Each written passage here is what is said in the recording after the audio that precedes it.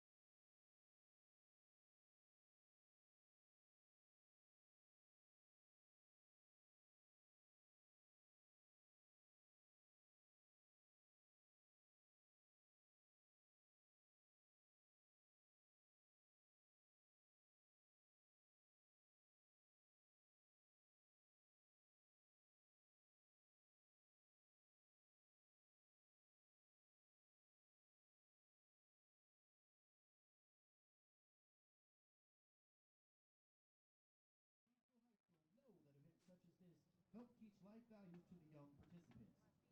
Keeping that in mind, we ask you to continue a proud Missouri tradition and display good sportsmanship throughout the contest.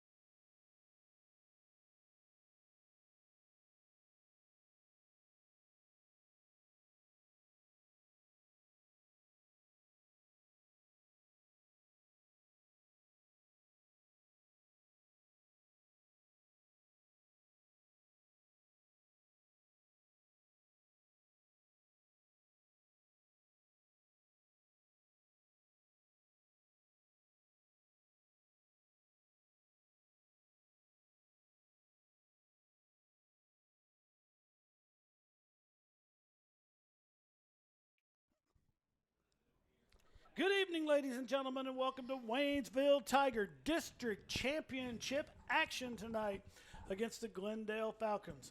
I'm Mike Rawlings. Along with me tonight is Matt Johnson. And Matt, district title game right here at Tiger Stadium. Absolutely. How wonderful does that sound? Been a little while.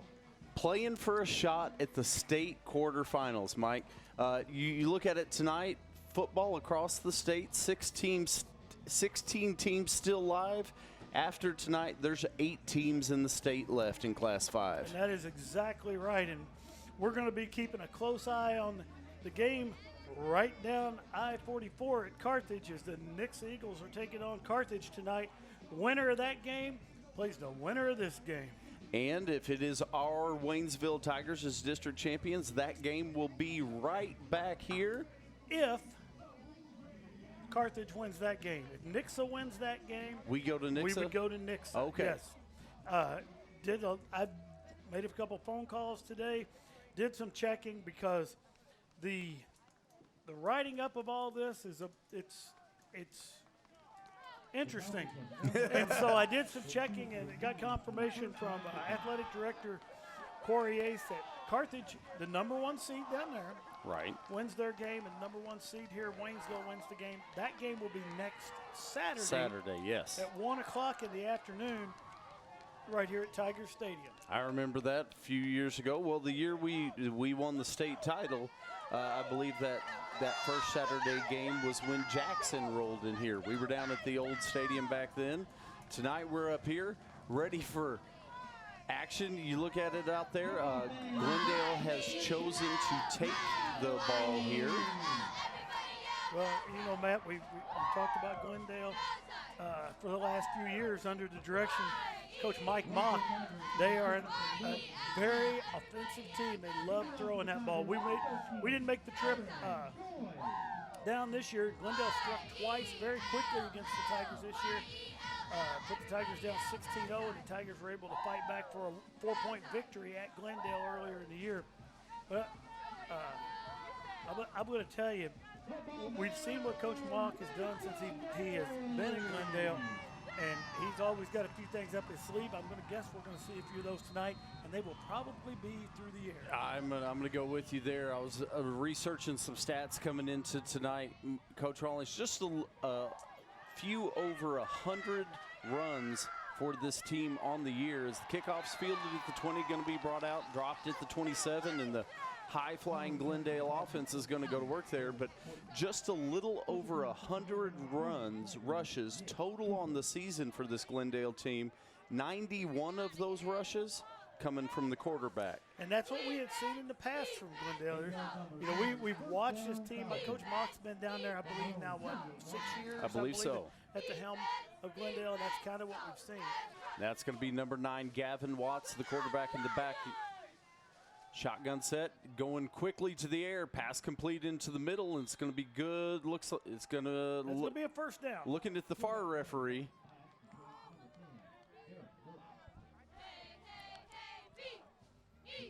All right, folks, if you're wondering about the score, we're going to keep you updated a little bit more often here because we got a little technical difficulty, and we're going to get that taken care of here before too long. But we're at about 11:30 here in the first quarter. Glendale, if you're just tuning in, Glendale takes the opening kickoff, and they're running their second offensive play here. Watson shotgun set, 5 receivers wide for Glendale. Looking up that left-hand side. He's got a receiver out there. Nice defense on the play. I believe is that Joshua Ash on the defense going to knock that ball out of bounds for the I'm sorry, that is Saul DeHart, number 5 on that far side to knock that pass away. So that's going to be incomplete. It's going to bring up 2nd and 10. We want to welcome all our fans out there watching tonight on the TTSN Sports Network, whether you're watching on Cable America or whether you're watching live via the Facebook with the millions and millions. Basically, every person on planet Earth with the capability to watch us tonight. It's an exciting day and age to be alive. Coach Rawlings, pressure nice right job. Up. Wow. What a job by the Tigers right there. That's going to be Ian Williams. And Matt, I was watching Ian blitz, but I'm going to tell you that the nose tackle there for the Tigers sniffed out the screen that was getting ready to come, and when he stayed home, the quarterback had nowhere to go. That set Ian up to bring the quarterback down. Well, the right tackle, I believe, was supposed to stop Ian right there. Ian He watched him go by. Yeah, he got a good look at Ian as Ian passed him by, and Watts just blindsided right there. Big loss for the Glendale Falcons. It's 3rd and long. And we've got a penalty flag, middle of the field. It's going to be delay a game against the Glendale Falcons, so back it up 5 more. And Coach Rawlings, my estimate right here is it's going to be about 3rd and 26. I believe that is correct. 10:30 left. Up, and we're back up. I love it. We got graphics already back up. Yep. All right, 5 receivers wide. Watts looks down the middle of the field. And he's got a wide open receiver, and he's going to take it to the house. I'm not sure. He may not take it to the house. He got caught pretty quick, but he does. Wow. 74 yards on the touchdown catch for Jack Klinkenbeard. Klinkenbeard comes in the leading receiver for the Glendale Falcons on the season. I believe 76 receptions, 77 with that one right there, as that one goes 74 yards to the house, and Glendale strikes first.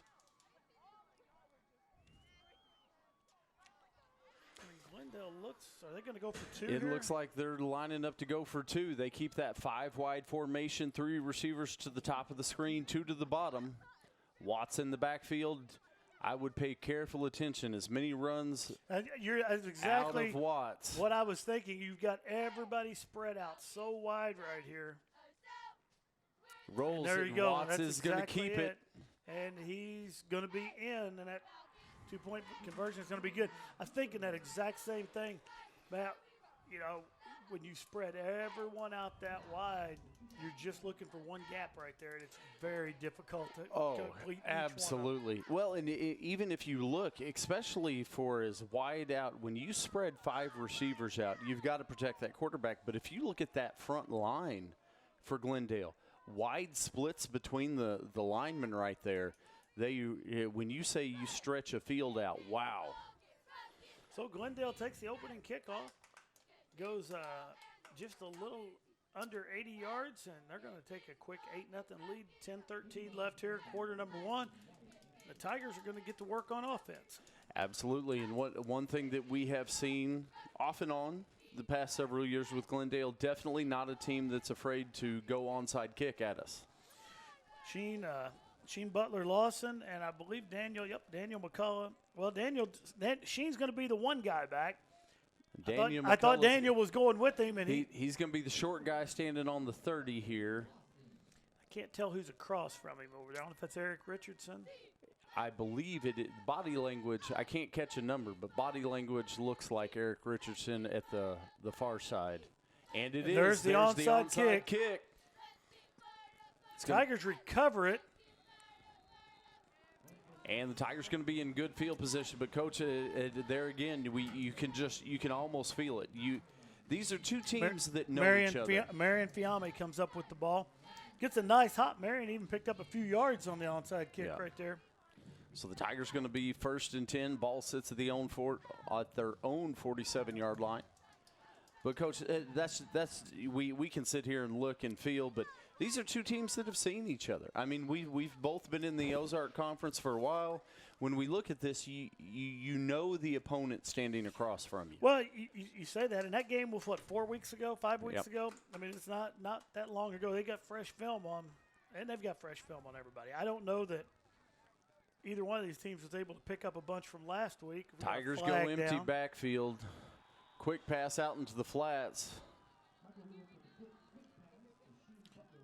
You know, last week we're going to have an illegal shift on the Tigers. Last week, the Tigers with an 83-0 win over Central. Glendale with a 59-0 win over Parkview.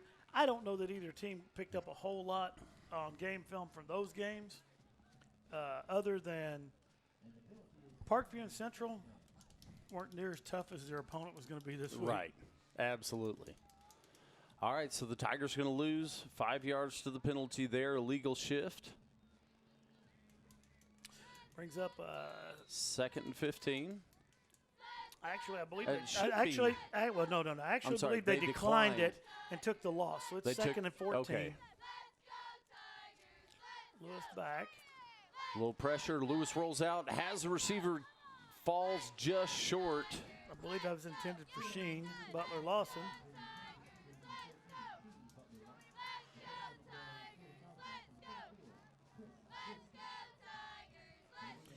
So that's going to make it 3rd and 14 for the Tigers.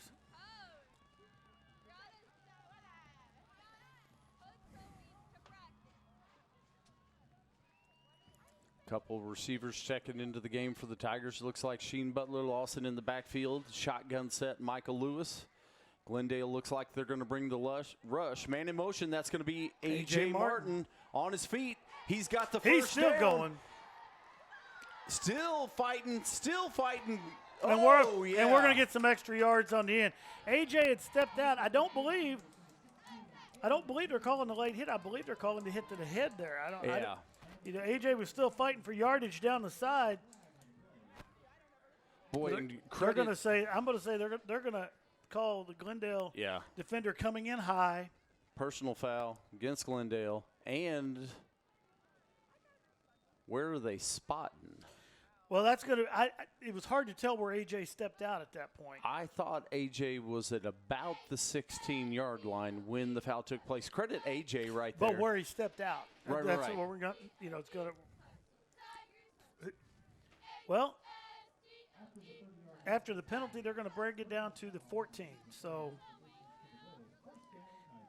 in there somewhere, that was half the distance to the goal. So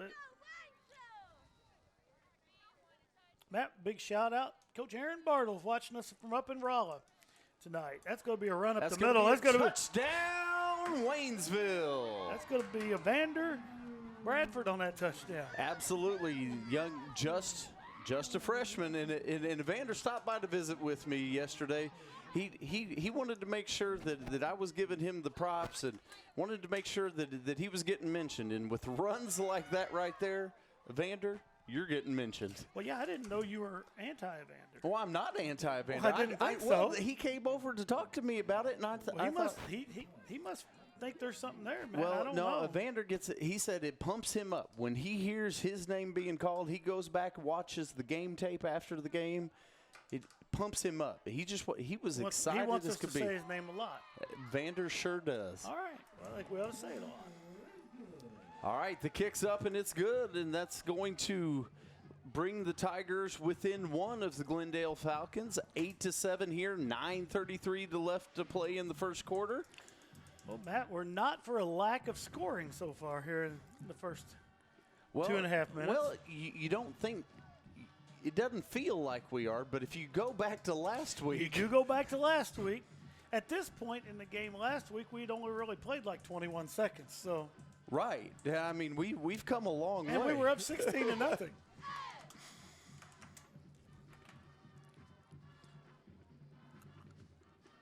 Big shout out to Coach Josh Wilfong watching us tonight here on the TTSN Sports Network. Folks, if you're watching us from around the world or around the country, let us know. Matt, he's got the TTSN TigerTV sports map back here, the national map and the international map. Absolutely. Let us know where you're watching from. We still have a lot of states to pin right now. I think we're at 27, maybe 28 of the 50 states back there, but we've got pins aplenty as Aaron Choi tees it up. Choi's going to kick it, going to be fielded about the 16. A little slip, still on his feet.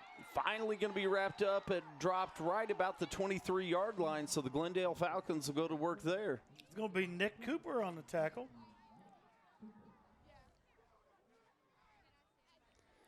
All right, so the Glendale offense back onto the field for a second time. I would expect, Coach, we're going to see that 5-wide set basically every play so far.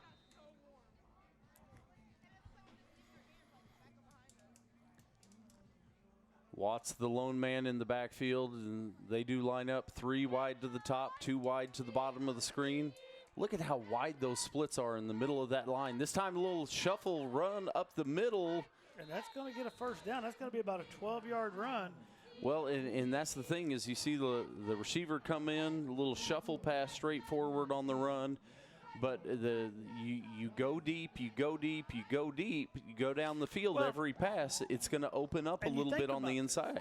You know, we got to credit, you know, the legendary Mouse Davis. I mean, he's the guy that come up with this offense. Little nuggets of truth passed out right here on Tiger TV. That's exactly right. All right, fakes that give that time. Watts is going to keep it. First man misses, but boy, the second doesn't, and he's going to be dropped right about the line of scrimmage. They may give him a yard. That was not a designed run. That was a run out of fear.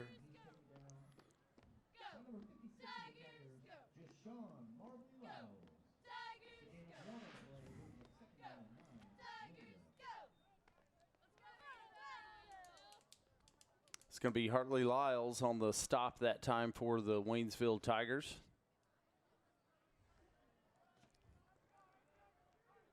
Glendale comes back to the line, 5 wide set. Snaps back. Watts looking down the field. Now flush out of the pocket. Pass complete, still on his feet, getting just across the 50-yard line. It's going to be Klinkenbeard. Matt, Nevada, Georgia, Kentucky. We got some check-ins here. Look at the map. Coach Rawlings, Georgia we have, Kentucky we have, but the great state of Nevada, we need to go to the TTSN Sports Map. Let's get to it here in a minute. Are you gonna go down? Oh, We're going no. Are we gonna go till we get? We're gonna wait till we get a little break. Well, we'll wait till we get a little break. Maybe we'll have multiple pins to put in by that point. Well, I thought maybe Nevada might check in tonight, but I don't know why I had that idea. But I was right.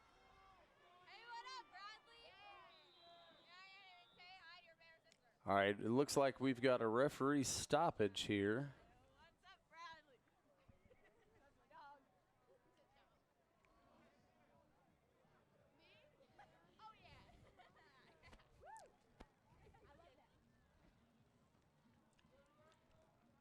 We're going to have a timeout Glendale. Let's go to the map.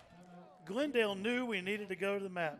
Coach Mike Mock is a big fan of the TTSN Sports Map. He's a big fan of the Sports Map? Yes, he is. Little known fact. That is a little known fact here now, Coach Rawlings. There you see it in the left part of the upper left of your screen. That is the TTSN Sports Map right here in the TTSN Sports Suite. That's Matt's hand. Whoa. That's the pin going into Nevada and the map falling. Wait a minute. Hold on. We've got a We're going to have to map-tastrophe. redo this. A map-tastrophe right We're going to here. have to put the pin back in Arizona. Oh, now we're losing New Mexico. Coach Rawlings, we're having a pin-tastrophe back here. All right. I think we've corrected the sports map. All right. We do have California back there, though, because Los Angeles just checked in. Yes, we've had California check in, but sure appreciate the viewers out there in L.A. tonight. Got a check in from the beach up at Osage. I bet you that beach is a little colder tonight. Probably. That beach in California probably a little warmer. A little bit warmer, I imagine. First and 10 from the 49-yard line. 7:48 left here to go in the first quarter. And we're going to get right back to football. Well, maybe. Yep, we're going to get. Nope, we're going to stop the clock again, even though it hadn't started. I'm not sure. Well, they're sending Leroy Lane off. The official sent Leroy off. Pulls the helmet off quickly. I wonder if it's just an equipment issue. I believe it's probably something equipment because. Quick pass out into the flats, and he is absolutely leveled. Tristan Martin there on the tackle. Tristan was the guy that came in for Leroy.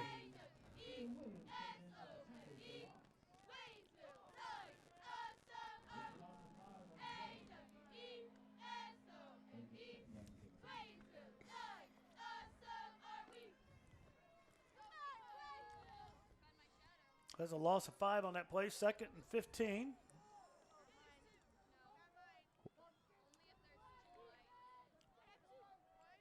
All right, Glendale comes once more. This time they put the 3 receivers. This is going to be a drawn-up play. Watts up the middle. He's going to go forward and pick up about 7, maybe 8. He's going to get it back across the original line of scrimmage. I'm going to say it's going to bring up about a 3rd down and 8, maybe 3rd and 7 with that spot. Glendale trying to just take a chunky yardage away there, bring up a manageable play here for 3rd down. Well, and it does. When you look at a team that has the deep threat capability, and because you're throwing the ball down the field constantly, it opens up for those shorter runs. Watts in the backfield. He looks into the flats to get a little pass screen on the inside, and it's going to be good for a 1st. Just barely, but it's going to be enough. It's going to be a 1st down for the Glendale Falcons.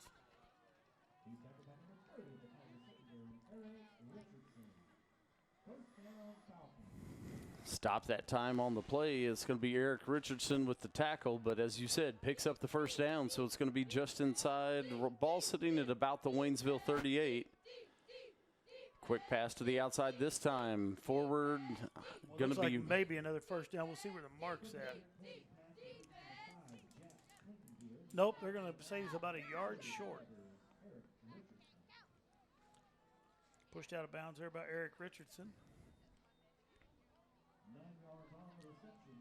2nd and 1. Glendale crosses the 30-yard line.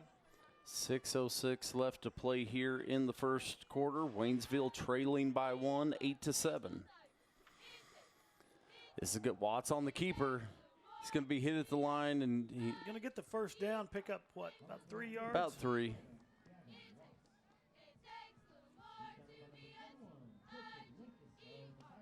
Joey Linkus in on the stop for the Tigers.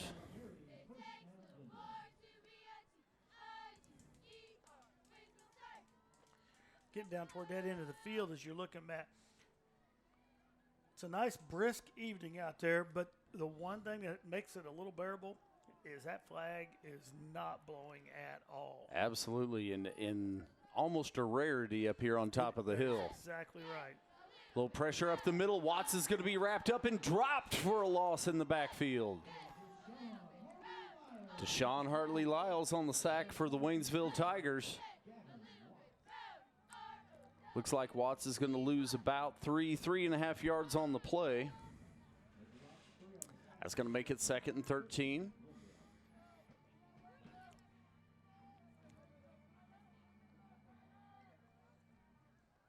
Glendale comes to the line, 5 wide, 3 receivers to the near side, 2 to the top. Oh, Tigers show and rush here. We'll see what the call is. I think they're going to get the Tigers off sides.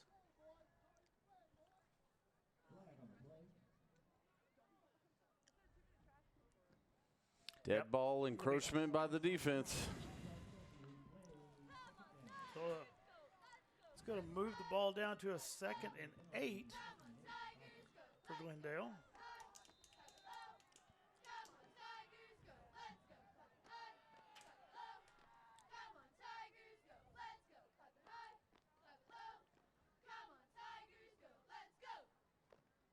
All right, Watts takes the snap. He's looking, breaks outside, looks to try and run, and he is wrapped up. I believe that's going to be Tristan Martin again. Nope, it's going to be Deron Anderson. Deron Anderson, I'm sorry. 22 and 23 got a little crossed for me there. Now we're back 5 yards again. We're going to bring it back to where we were, only it's 3rd down now. It's almost like a little game of teeter-totter, Coach Rawlings. It sort of is.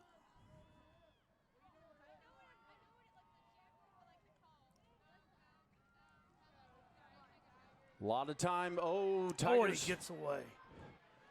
Still looking for someone to get it to. That, oh boy, that looked like that hit the turf, but I think they're going to say that's complete. Yeah, it's hard to tell from our angle. If it didn't hit the turf, that was one heck of a catch. Wow. So it's going to be 4th and about 4 for Glendale. Boy, Watts that time. Well, he was everything but brought down. Yes. Narrowly escaped that one in the backfield. Tigers are doing a great job on defense of putting pressure on the quarterback.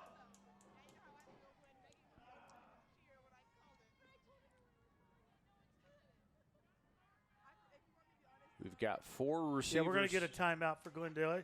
I was looking at the play clock as the quarterback looked to the sideline, and I'm thinking, he is not going to have time to audible right there, and that was correct with that. But a little different set. We've seen the 5 wide with 3 receivers. The entire first drive, the 3 receivers were to the top side of the field, 2 receivers to the bottom. This entire drive, it's been opposite, 3 to this side, 2 to that side. That time we came out and saw 4 to the top of the field, one-on-one matchup down here. Little interesting set. Obviously, Glendale, a quartet of very capable receivers. Defensive coordinator Mike Klutz down there talking to his defense. Well, and what a job they did in that first game against Glendale. We saw that, or you talked about as we came on the air, that Glendale goes up quickly 16-0 at that game, and boy, the Tiger defense just shut it down from then on. I think Glendale got into the end zone once, maybe. Once in the third quarter, after scoring that early, the Tigers were able to come back. And they come back out. They do go 4 wide. You've got 1 man out down here. I would put my eyes on Klinkenbeard right now. Where is that young man? Pass goes. It's going to be intercepted. It's intercepted. Interception there by number 6. Leroy Lane with that interception. Leroy with great coverage right there is able to pull down that interception. Absolutely. The Tigers are going to take over on offense. Well, it looked like little post routes, little short post routes on those 4 guys flagging into the middle of the field right there. Leroy sees Watts spying, puts that ball in the air. Leroy jumps in front, and the Tigers take it away, take the ball back on offense. Ball sitting at the 15-yard line. Waynesville Tigers 1st and 10. Michael Lewis rolling out, going to let it go deep. He's got a receiver. Oh, just over. Was that Saul DeHart over there? That was Jalen Andrews. I could not see the. Oh, we've got a flag. I see it over here. Glendale indicating that it's against the Waynesville Tigers. And I thought there was a possibility it was offsides on Glendale, but. Illegal man downfield. Legal man downfield was the signal. So that's going to be declined, so it'll be 2nd and 10.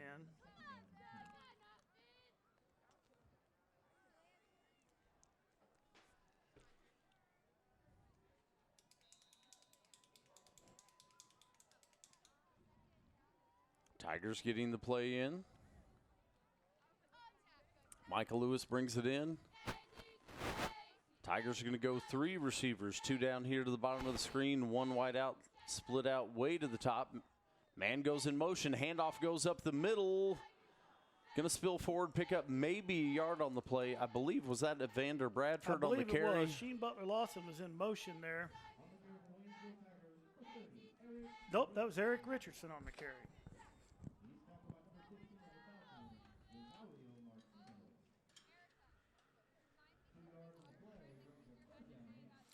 Third down and 8 for the Tigers. Lewis in an empty backfield this time. Going to get it over to Sheen. Sheen's going to fight forward. He's going to get it to about the 19. That's going to bring up a 4th down for the Tigers, and the punt team will be coming on.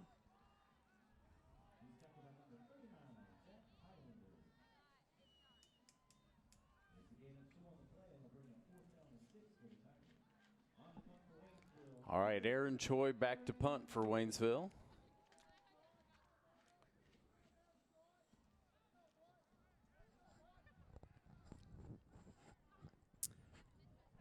And it looks like Traven Mathis, number 24, is going to be the deep man for Glendale. Yeah, they're just going to let it go. No one's back. So the Tigers will down it at about the 44-yard line of the Glendale Falcons. Nice punt right there for Choi, but as you said, Glendale looked content to just take it wherever it fell. And I think we may see that a lot from Glendale tonight. As the Falcon offense will come back onto the field. 1:44 left here in quarter number 1. District championship football live from Tiger Stadium tonight. All right, we go back to the formation we saw on that first drive, the 5 wide receivers. Now one comes in motion from the left. It's a handoff. It's going up the middle. Carry's going to be number 11. That's going to be Chris Floyd.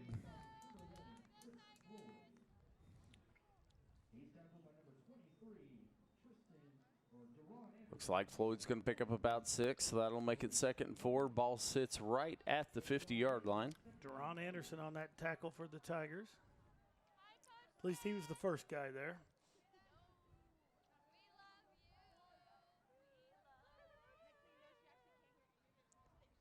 This time Klinkenbeard goes in motion. Watts looks to keep it around the outside. He dives Boy, it's going to be forward. close. I think he's going to have the first down looking across from us. And it is. It's going to be a first down for the Falcons.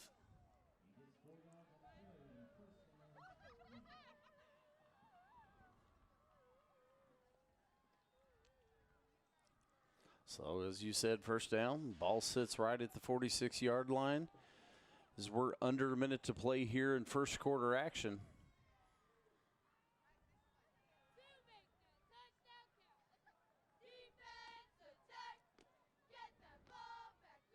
Glendale keeps it spread out. 3 receivers to the top, 2 to the bottom. Watts rolls out, going to come to the near side pursuit, and he's going to be dropped for a loss. Nice job by the Tigers defensive line there, but a great job by the defensive backs because he had no one downfield to throw the ball to. No, and Saul DeHart wrapped him up, pulled him down. He was going nowhere.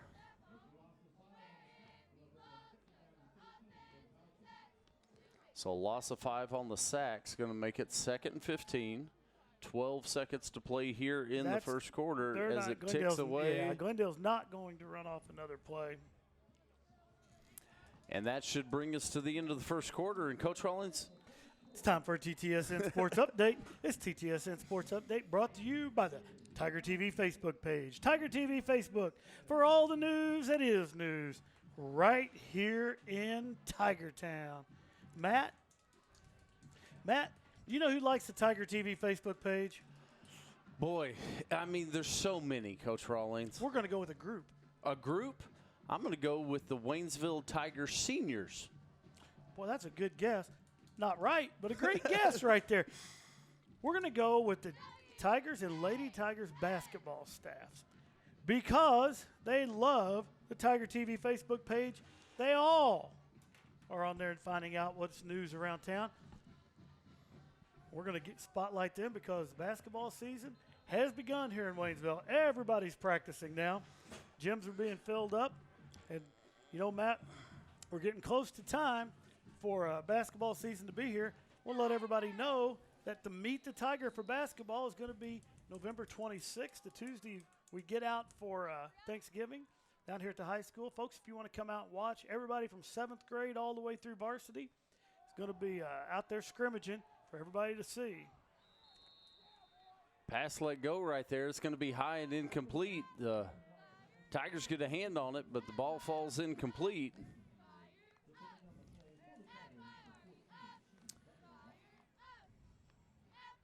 Tonight's game is not only a competitive contest between these two schools, but it's also an educational experience for the students involved. Because high school activities are about learning life values, your friends at Tiger TV and the Missouri State High School Activities Association remind everyone to do their part in keeping our hometown sports a positive experience for everyone. When you attend the next game, do your part to help rekindle the spirit of citizenship by showing good sportsmanship. You'll be teaching a positive lesson, and you'll be preserving a proud tradition right here in the state of Missouri. Thank you, Coach Rawlings, for the PSA. Wow, an incomplete pass right there for the Glendale Falcons, but where they threw those flags, they're going to call pass interference, and boy, that looked tough right there because it did not look like the Tiger defender on that side ever touched the receiver. Now, it did not look like he was looking back, that he was playing the ball, but it sure did not look like there was any contact on that play. It's not a spot foul here in high school football. It'll be 15 yards. It's going to make it real close to a first down. Wow, that is a tough break right there. Coach Rollins, you mentioned the winter sports starting up. It looks like our fellow winter coach, Lucas Smith, the head wrestling coach here at the high school, joining us on the evening. And I know I think Lucas may be planning something that night. He may shoot us some confirmation on that and meet the Tiger night. We may get the wrestlers out there that night too, or he's going to have a night. Maybe we can get a exclusive right here on the TTSN Sports. Well, I know they've been in there working. I've got a little grappler, one of the littles in the youth wrestling going on. Coach Smith's in there watching over and has a lot of former wrestlers in there volunteering and working. And boy, little guy's fired up for wrestling. He has found his calling. All right, Watts drops back. He's got the receiver. It's going to be high and out of bounds. It's going to be incomplete, but I don't think, and I think, is that Klinkenbeard over there? Whichever receiver is, I don't know that he could have got down in bounds had he got his hands on that one right there. Glendale quickly back up to the line there. Klinkenbeard just got back and turned around to set to go. And I think that Sam Conyers was the intended target right there. Watts is going to keep it up the middle. He's going to have the first down. And there's another flag.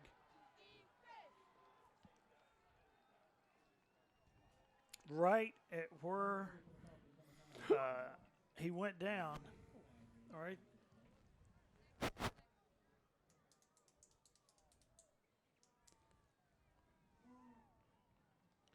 They're going to call it against. I could not see the hand motion there, Coach Rawlings, but it's clearly against the Waynesville Tigers. There we go. It's going to be a personal foul against the Tigers.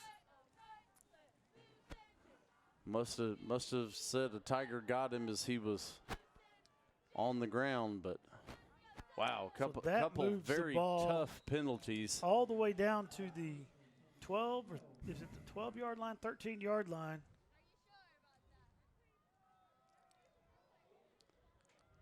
Little inside route there, going to take it down inside the 10-yard line.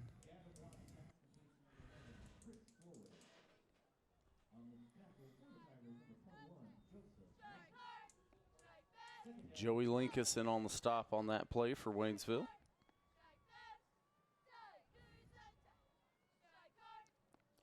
Watts again, the only man in the backfield for the Falcons as they keep the 5 wide. Man comes in motion. Handoff is given. Looking for room up the middle. That's once more going to be number 11, Chris Floyd. Floyd's going to get it down to the 5-yard line. He's going to bring up a third down and looks like about 3 yards.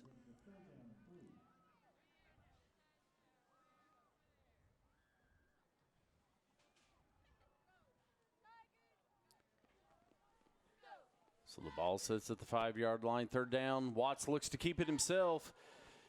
And he is, well, they're going to rule him down at the 1. Now it is going to be a first down. That's going to be Joshua Ash on the stop. Stops him before he gets that ball across the goal Matt, line. I don't think the ball can be any closer to the goal line. No. From what it appears from up here. But it is first in inches.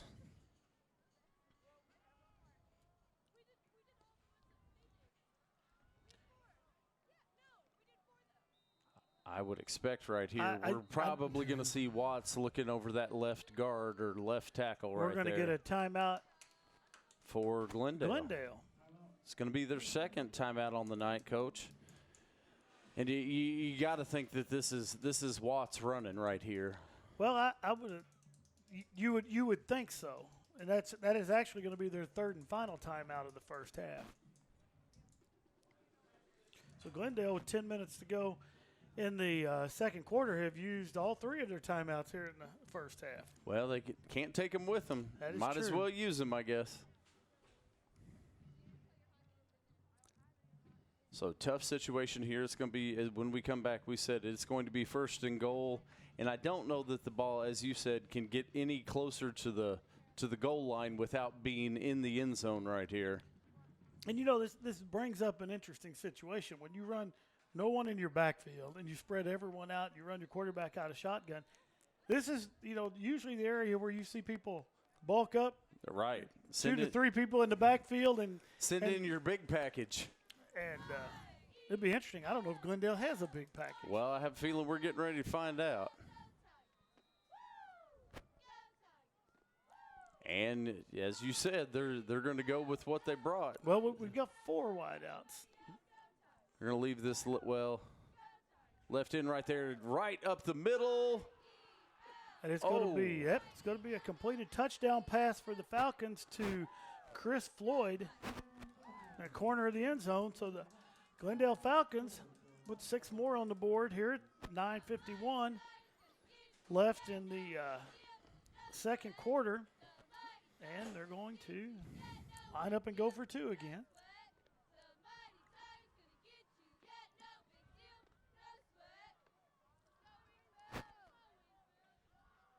Watts looks over.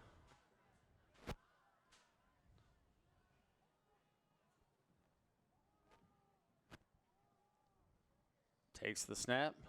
Looking right down the middle, and they've got it. That pass is going to be complete to number 12. That's going to be Ben Shoemaker for the 2-point conversion, so that'll make it 16. So the Glendale Falcons take a 16-7 lead here. 9:51 left here in quarter number 2. And the Tigers go back on offense. Boy, it seems like this game's going fast, Coach Rollins.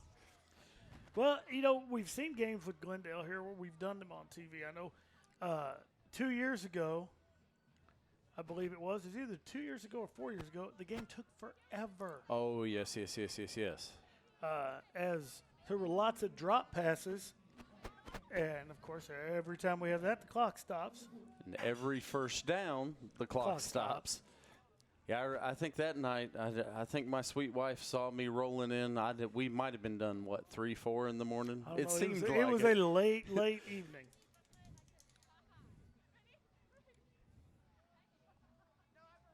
All right, so Glendale tees the ball up. It looks like, Coach Rollins, do you have a better angle on that number than I do? That's Sheen Butler-Lawson back. Sheen Butler-Lawson. Kind of in that same setup that they were in before. It's going to be a little pooch kick. That's going to be fielded by number 6 for Waynesville. Sorry, that's going to be Leroy Lane. Catches that one, just takes it to the ground. So the Waynesville Tigers will take over at about the 37, 38-yard line here, depending on the spot. Michael Lewis and the Tiger offense back on the field.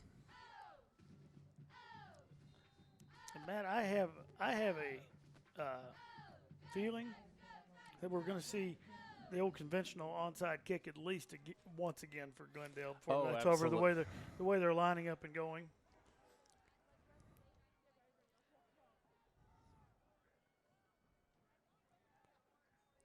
All right. Sheen Butler-Lawson comes in motion. They give the handoff to him, and Sheen's going to get forward and pick up maybe a yard. Not much there.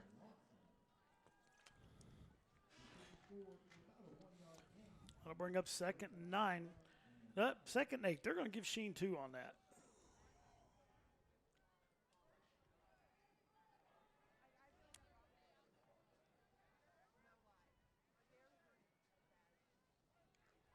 Eric Richardson comes onto the field. Tigers go 5 wide here. 2 receivers at the bottom of the screen, 1 at the top.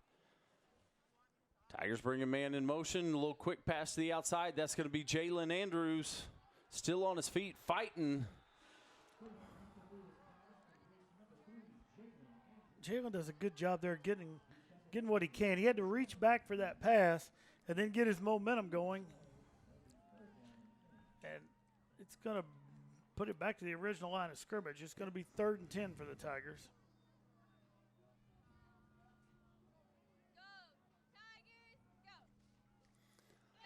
All right, 1 running back in the set. Tigers go 2 wide. A.J. Martin goes in motion. Whistle. We've got we got a flag down. Michael Lewis indicating that it's going to go against, and it is going to be Glendale offside on Glendale. Lined up offside there. So that's going to be a free 5 yards. That'll make it 3rd and 5 for the Waynesville Tigers.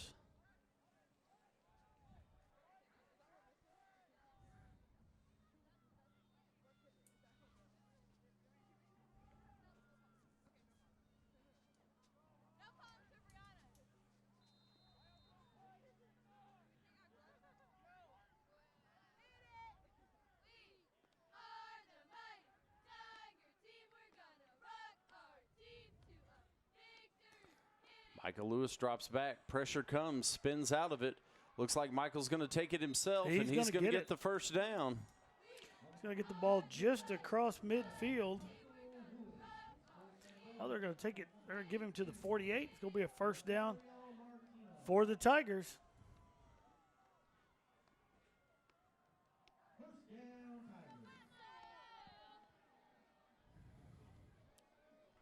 Stops the clock there on the first down, so 8:17. Ball sits at the 48-yard line. Michael Lewis comes up under center on the play. A.J. Martin goes in motion. Handoff's given in the backfield. Believe that's Sheen Butler Lawson. He's going to go forward and pick up maybe 3 on the play. Forward progress should give him 3.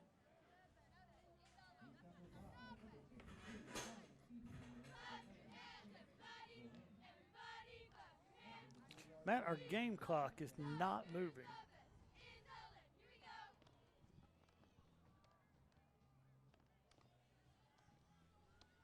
Now it is.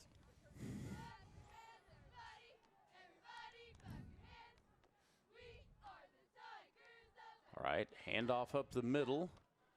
Moving forward, going to be stopped short of the first down, but going to get it close. Going to pick up about 5 on the play. He's going to bring up 3rd and 2 for the Tigers. Ball sits just inside the 40-yard line. Tigers quickly back on the ball here. One receiver out wide. Now A.J. Martin going to move up and split out. I believe that's Sheen Butler Lawson. Nope, A.J. motions back. We're going to have a flag. That's a lot of movement. That was. I'm gonna guess that's what the penalty is here.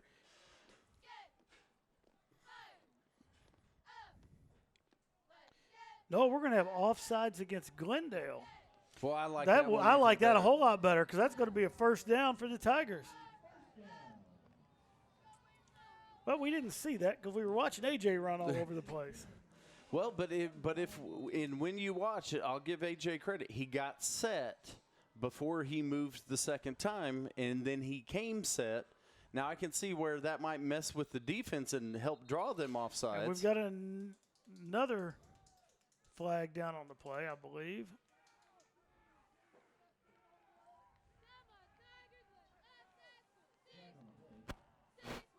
It's another offside again. Matt, no one is moving for Glendale, so they have to be lining up offsides. That's the only thing I can figure there. Evander Bradford looked frustrated. I think Evander felt that was going to be a pretty good run right there.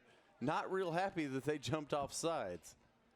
But it's going to make it 1st and 5 as we're just over 7 minutes to play here in first half action. Tigers are going to split 3 receivers out wide. 2 to the top, 1 to the bottom of the screen. Michael Lewis up under center.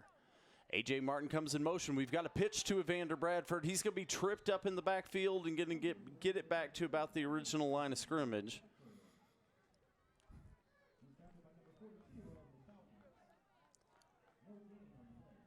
It's going to be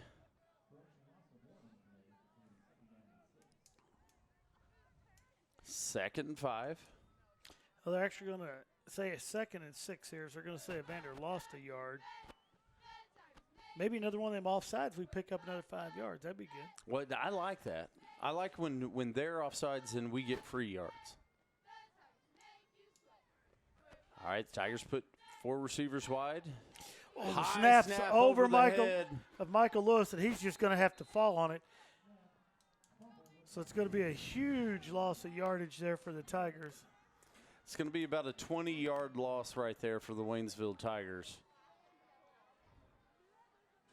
Wow. I'm sorry, 25-yard loss there for the Waynesville Tigers. So the Tigers now facing a whole new situation as we are looking at 3rd and long. 3rd and 27, yes. Micah Lewis rolls out. He's looking this side of the field. It's going to be Sheen Butler-Lawson. Now Sheen Butler-Lawson's going to try and bring it back across.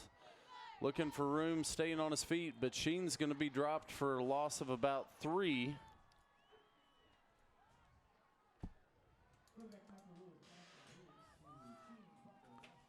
So it's going to be 4th and 31.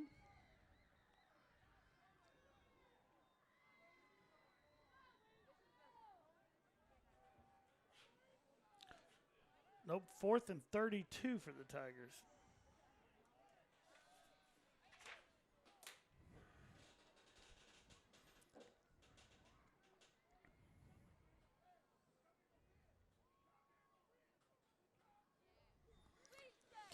And we're going to have a flag down on this.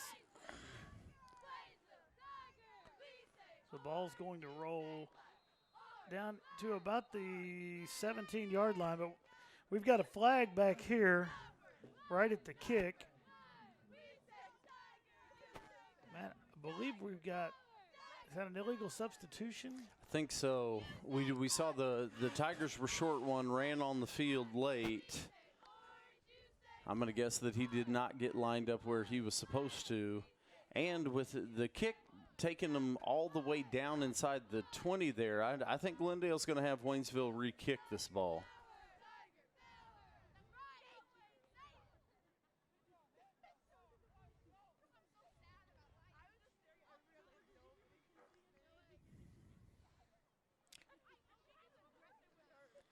Coach, I've been watching the comments here on Facebook. Michael Tanner I think he's joining us, and he doesn't even know who he's watching tonight, which is okay. Michael, this is Waynesville, Missouri. This is district championship action. Here's my question to you. Where are you at watching this game? Because you might be somewhere that gets us a new pin on the TTSN Sports map. Absolutely, and I'll be glad to walk back over there. So Aaron Choi's back. The Glendale Falcons are going to have the Tigers re-kick this. This one's going to hit about the 40. Takes a really nice Waynesville roll, and it's going to go down all the way inside the 25-yard line. So the Glendale Falcons going to have it 1st and 10, but nice kick in follow right there for Aaron Choi. So with 5:06, the Glendale Falcons will take over on offense once more, leading right now 16-7. Matt, we got to check in from Falcon, Missouri. Coach Mabach's watching us from Falcon, Missouri. That may be our first Falcon check-in. This is very true. I'll be honest. Other than Coach Mabach, I don't know anybody else that lives at Falcon. Factually correct statement. Las Cruces, New Mexico checking in with us again tonight.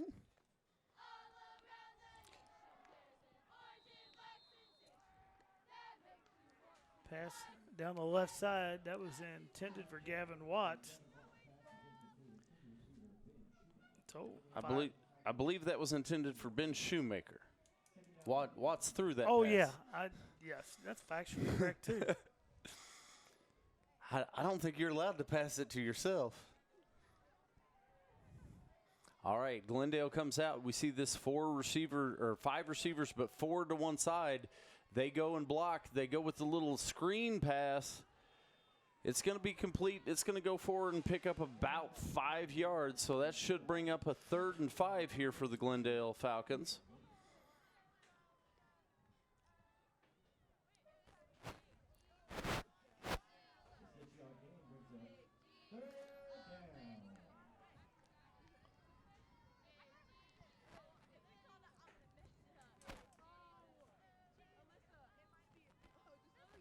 All right, big 3rd down right here for Waynesville. Love to see the Tigers get a stop here, get that offense off the field, and get the Waynesville offense on the field, but it looks like they're going to have that complete for the 1st down.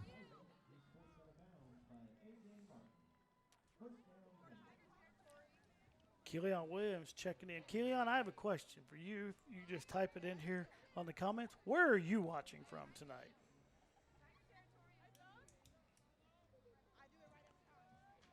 We might be able to get another pin in that international match. That's exactly what I was thinking. All right, Glendale comes back with the 5-receiver set. 3 to the bottom of the screen, 2 to the top. They go up high, and it's going to be complete just across the 50-yard line. Believe that's going to be Chris Floyd with the catch.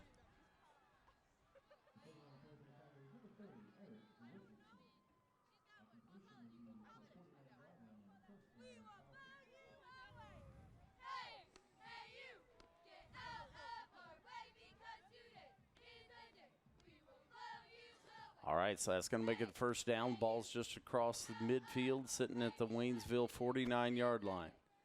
3 receivers to the near side in the set, 2 to the top. Watts, the lone man in the backfield once more. Watts throws quickly over here to this side. Going to be complete and forward, and that's once more going to be Ben Shoemaker. He's going to be forced out of bounds. Looks like just short of the first down. Well, having that angle on that pass from up here in the TTSN Sports Suite, that was a tremendous pass. Absolutely.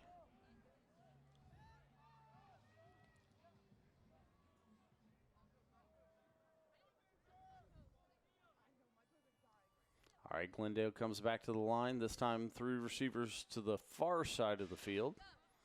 2 to the short side.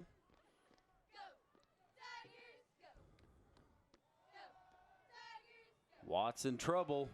Pressure comes. He's going to be taken down, but he gets the pass away.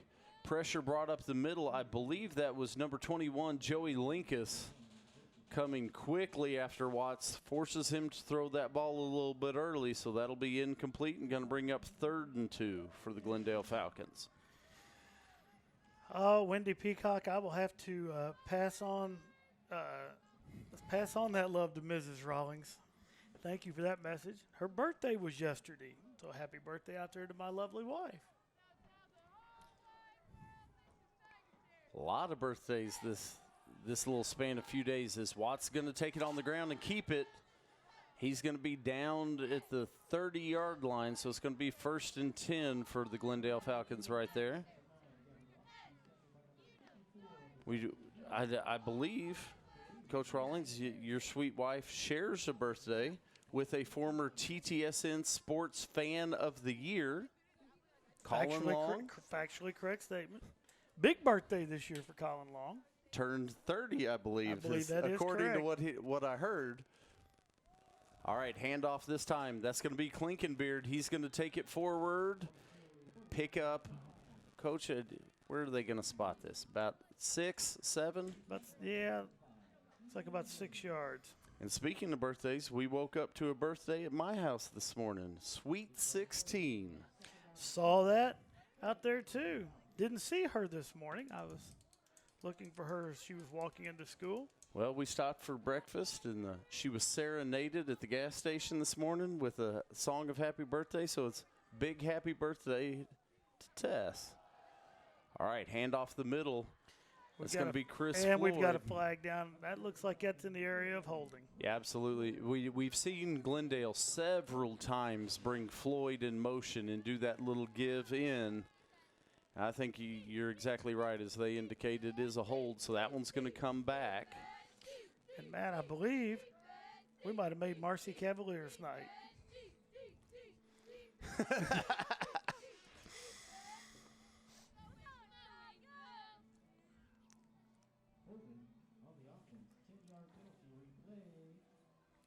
And you are correct. It is a hold, so that's going to bring it back, and ball will be spotted just real close to the original line of scrimmage. So it's going to be 2nd and 9.5.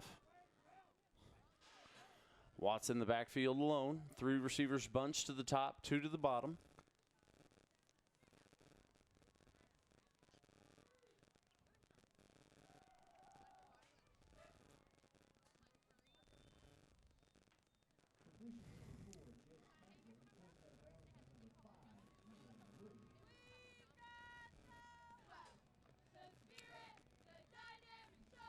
Clinkenbeard on that reception. That's gonna he's gonna pick up about 4.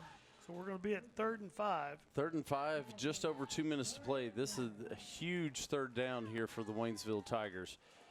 Watts is going to keep it. He's going to be dropped. Is that ball loose? That ball looked loose.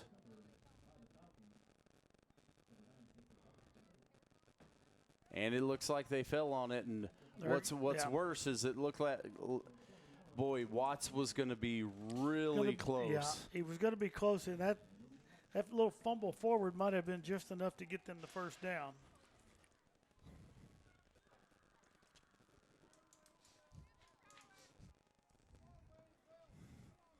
Well, a lot of comments on our TTS, former TTS Sports Fan of the Year, Colin.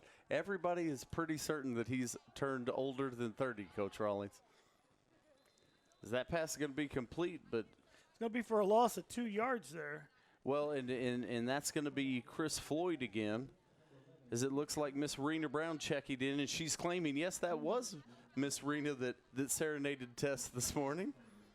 Want to send Miss Rena a shout out? 2nd and 13 for the Falcons as we're at the 1:30 mark here in the 1st half. Watts is going to keep it, looking for room up the middle. He's going to get it back across the original line of scrimmage. Pick up about 4 on the play, but it's going to be 3rd and 7, depending on the spot here.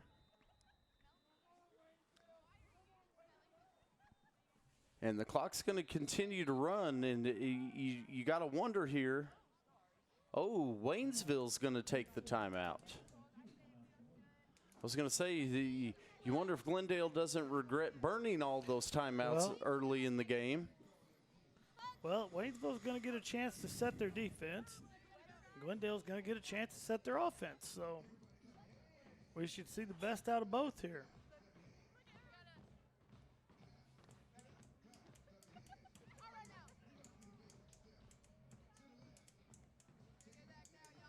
We'd like to point out here to Miss Sydney Gilmore. The question is, to bed or to let her 3- and 5-year-old watch Tiger football? Tomorrow's Saturday. Let them watch Tiger football. That should not even be a question. What is better? Now, we wish that they were here in person. Of course, 3 and 5, a little small. It is chilly out there tonight. I can understand not bringing them down here on a cold evening. You know what? I'd get them a Mountain Dew each and have them set up and watch the Tiger football. Well, and if you're going to get a Mountain Dew, get them a little bowl of candy, something to keep that kids energy love rolling. candy. Mountain Dew candy, get those kids fired up. We need them cheering. Big 3rd down right here. So it's going to be 3rd and 8. Big shout out to head football coach up at Fulton High School, former Waynesville Tiger assistant coach Trey Barrow. That pass is going to be complete. And he's going to get into the end zone for the touchdown. That's going to be Clinkenbeard. So the Glendale Falcons extend their lead to 22-7 here with 1:08 left in quarter number 2. Coach, want to send a big shout out, a name we called a lot right here on Channel 12. Big Sam Roberts checking in with us tonight.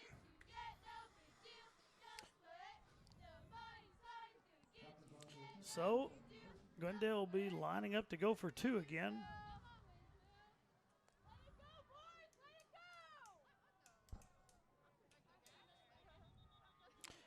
And we're going to get Glendale doesn't.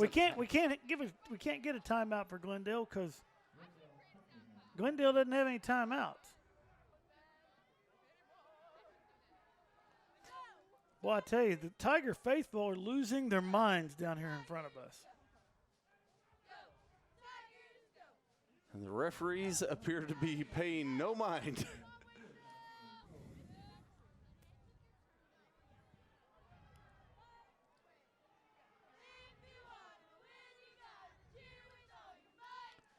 Coach, I believe they've called 3 timeouts up to this point too. So,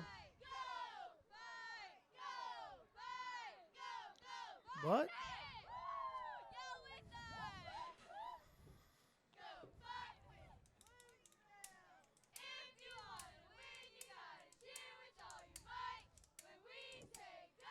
But Glendale got that timeout whether they were supposed to or not.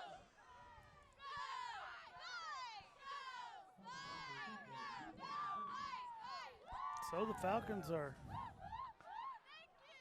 now back on the field to go for two.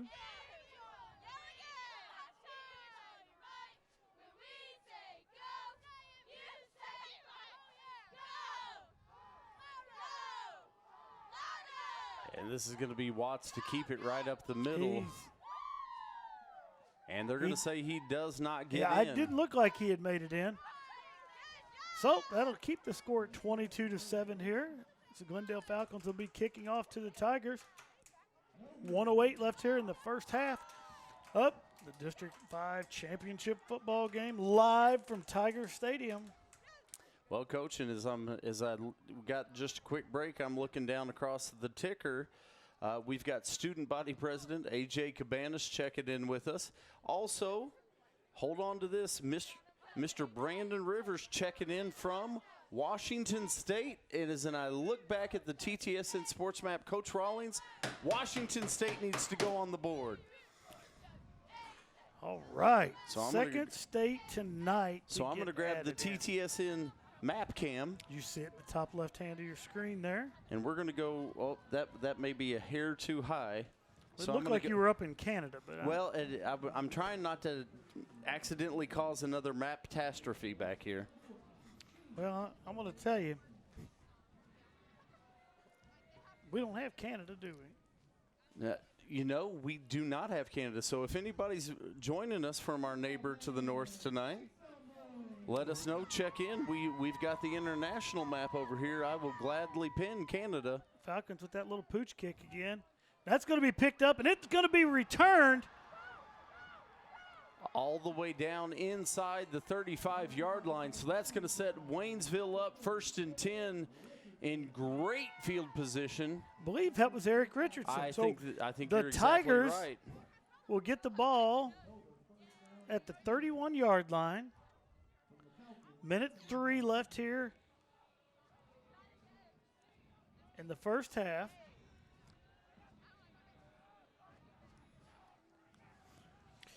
Boy, Nisi Bean watching us down there. If she's down in Memphis, Tennessee, boy, I wish Nisi could bring us up some barbecue. Oh, boy. That sounds fantastic on a cold night like tonight. Michael Lewis. We got a flag down. That's right in there where, unfortunately, as you often say, that's right in the prime area for holding right there is Michael Lewis reversed field. And preliminary indication is Canada. Oh, buddy. International map time. Coach Rawlings, it's been a little bit since we've been to the international map. So we're gonna come over here. Whoop, I'm trying not to drop my cords. And we're gonna stick this. Let's just go right smack dab in the middle here. And we're gonna put Canada on the international map. It's exciting.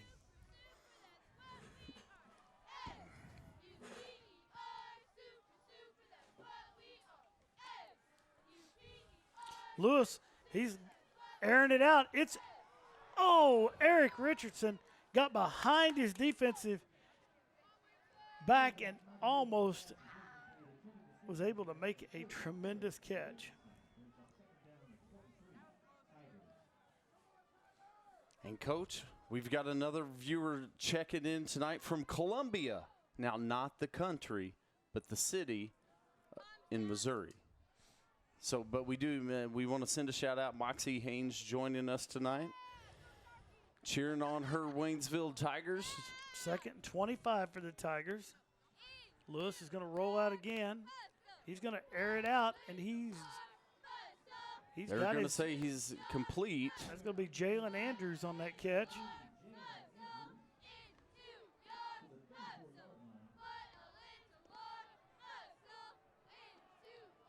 Clock's running. Tigers still with 2 timeouts.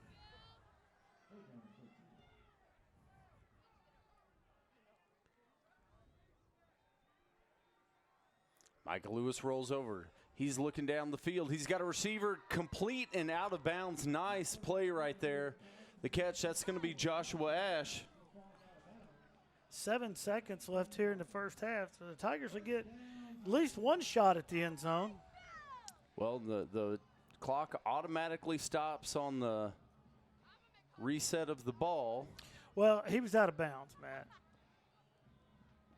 So it won't start.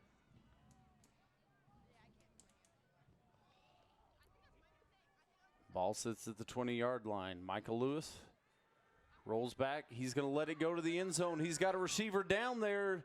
Going to be tipped Whoa, around. we've got flags everywhere.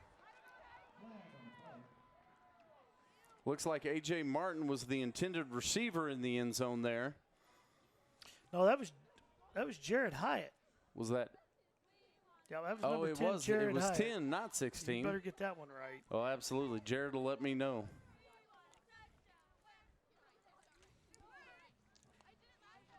So the Tigers will get one more play here. That is going to be half the distance to the goal.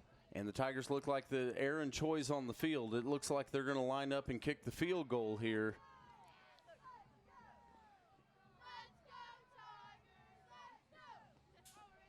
So the Tigers going to look to tack on 3 right here before the end of the first half. And Coach Rawlings, the Waynesville Tigers are going to get the ball to open the second half. That's true here. So from the spot, it looks like this is going to be about a 26-yard field goal, and Waynesville's going to call a timeout. Either that or they were going to give Glendale a 5th timeout. I wasn't sure.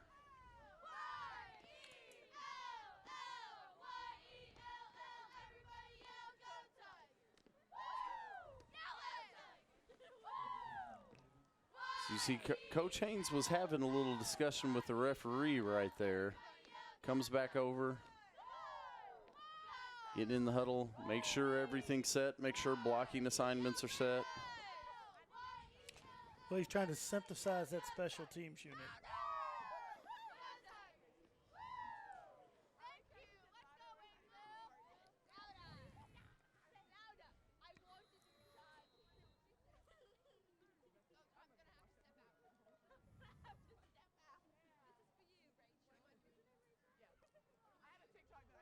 All right, so it looks like the hold's going to be right about the 17-yard line, so it's going to be about a 27-yard kick here for Aaron Choi.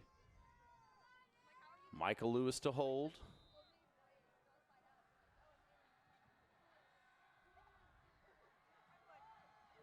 Snaps back, holds there, the kick's up. And it's going to be no good. Not sure that Glendale might have got a hand on that ball. Well, the way it tipped out of there, I definitely think that's a possibility. As we head to halftime here in Waynesville, the Glendale Falcons up 22-7 over the Waynesville Tigers here in District 5 championship action. We're going to take a break. Me and Matt are. We're going to let our crew take a break. We're going to let Tim Wallace take a break, and we're going to lock the cameras in on the band, and we're going to be back in 15 minutes for more district championship action.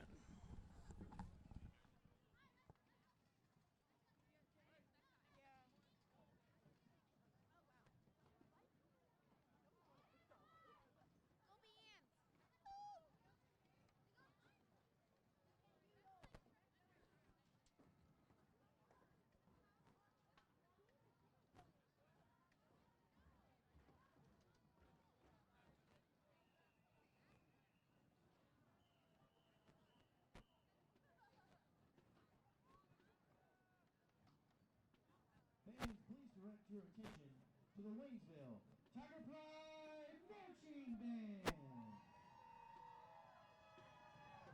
Tonight, they will be presenting their 2019 show, The Sun, the Moon, and the Stars. This show captures the majesty and mystery of our celestial bodies, mixing original compositions with well-known classical themes by Grieg, Beethoven, and Debussy. Drum majors this year are Zachary Gorflow and Jonathan Motherwell.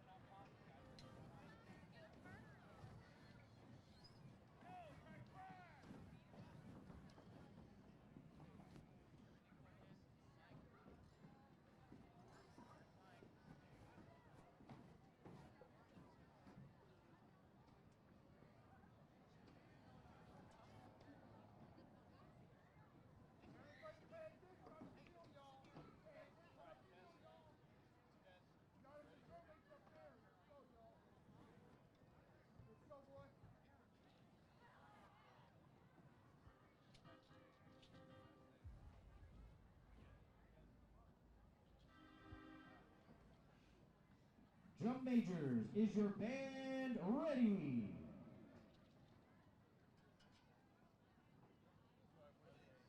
You may take the field for your halftime performance.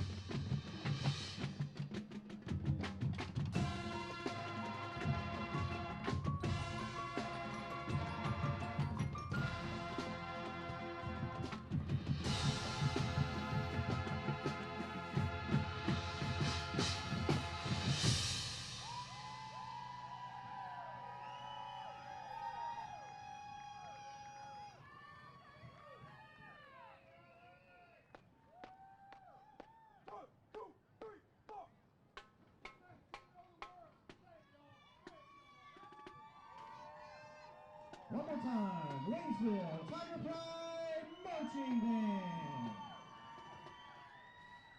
We remind all fans that we all play a role in the education of our students.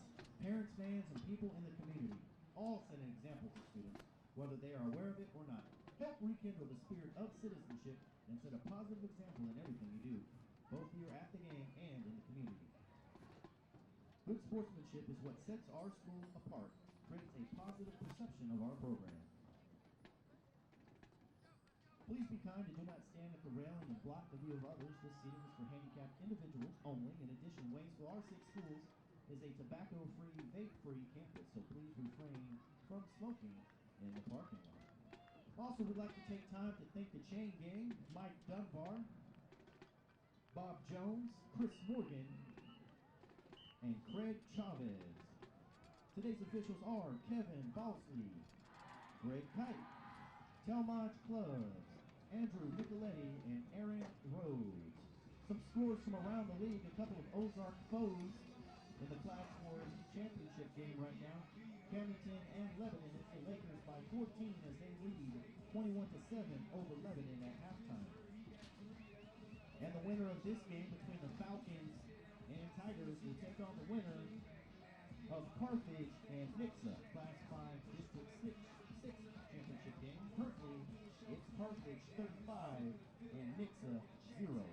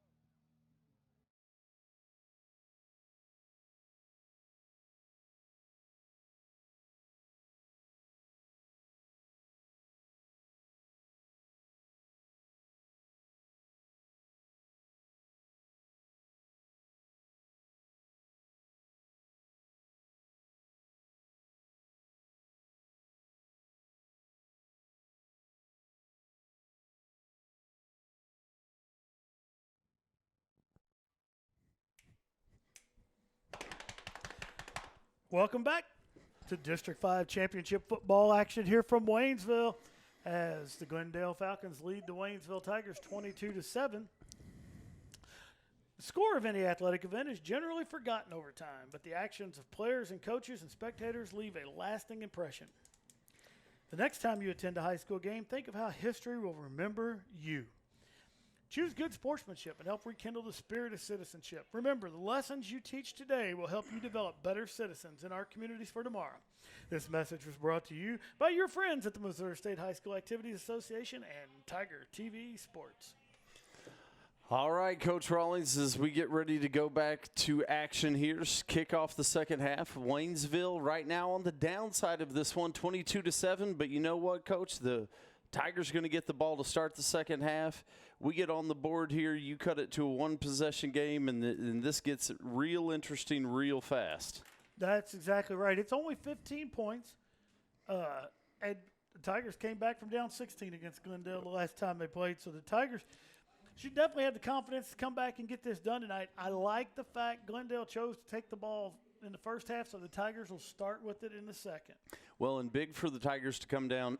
Just ran out of time right there on that drive to end the first half, but come down to get the chance at the field goal right there. Definitely showing the ability to move the ball. Definitely anybody's game at this point. Looks like Sheen Butler-Lawson's going to be the deep man. I think we see the same. It looks like Daniel McCullough at about the 30-yard line on this side. I think that's Eric Richardson over there. I expect the little short pop-up kick right here. And it's going to be a little bouncer on the ground. It's going to be Eric Richardson on the far side. He's looking, moving, still on his feet. He's going to be. He's still going. And Eric. Blockers in front. Sheen Butler-Lawson just laid a hit. And we got a flag. I thought we would. But we're going to have a flag back here at about the 50-yard line. Eric Richardson returns it for a touchdown, but this is going to be coming back. I saw the block too, Matt. I'm sure it's the one that's getting called back. While we're waiting for this call, Matt, halftime score from down in Carthage. They're up on Nixon 35-0. We're gonna have a block in the back. And Matt, as much as I wish I hadn't seen that, I was afraid that's what was getting ready to happen. Well, wipes out a big turn right there. How big would that have been to come out and that would have been deliver absolutely that dagger huge. on the very first play? The bad part is, Matt, where that block was made, it was not even going to be part of the play. And that wipes out a huge kick return on the play right there for Eric Richardson, and it's going to move the ball all the way back into Tiger territory. The Tiger offense is going to come to the field. Ball sits at their 41-yard line. But it should, that's what we were talking, how fast this game could turn. One score turns it into a whole new ball game. And Tiger offense very capable of going to the end zone on this play right here. So, oh yeah, very much so. And that's the Tigers got to shake that off and go with it here. Handoff up the middle, going forward. Looks like pick up about 7 on the play. It's going to be Evander Bradford on the carry there. Looks like he's going to get up about 7 yards, so it's going to be 2nd and 3. Tigers 2 men in the backfield with Michael Lewis. Lewis Fakes going to keep the it this handoff. time. He's going to get the first down. So Lewis goes forward, picks up that first down, carries the ball into Falcon territory.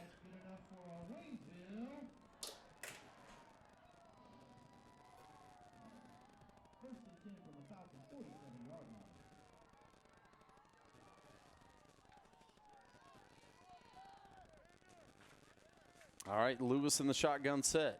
Turns, gives the ball off. Sheen Butler-Lawson, he's going to take it to the house. Nice run, nice move through that line. Touchdown, Tigers. And Matt, you said it.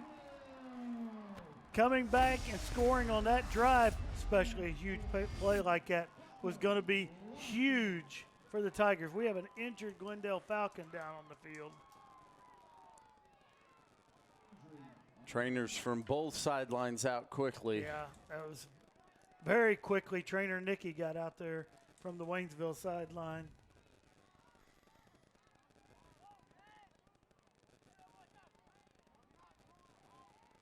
Both teams are going to take a knee here as the Falcon, and I did not see. I was busy no, watching Sheen I'm with with green field in front.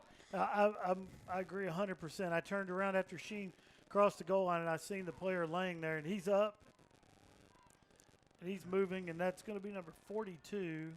And, Coach, I do not have him on the Glendale roster. I do not have a 42 on my roster. I see that.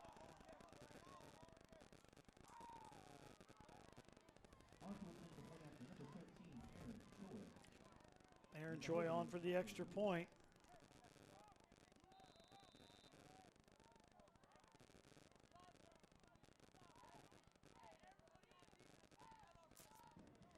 Hold it down, the kick's up, and it's good. And that quickly cuts that score to 22-14 in favor of the Glendale Falcons. Matt, love to see the Tigers score that quickly. Love to see that first score, but to come right back and score again that quickly definitely sends a message here in the second half. Absolutely. And I was just checking there. That was Aaron Choi on the kick. Aaron changed cleats at halftime, Coach. One thing that just in watching Aaron this year, some very bright, colorful cleats. And when he went out, I wasn't 100% sure it was Aaron. I couldn't see the number, but I did notice that they were both bright white cleats. And so maybe something on that field goal attempt right there before half, maybe a little slippery, something. I'm not 100% sure, but it looks like Aaron definitely changed cleats at halftime. And definitely nothing wrong with that last kick. So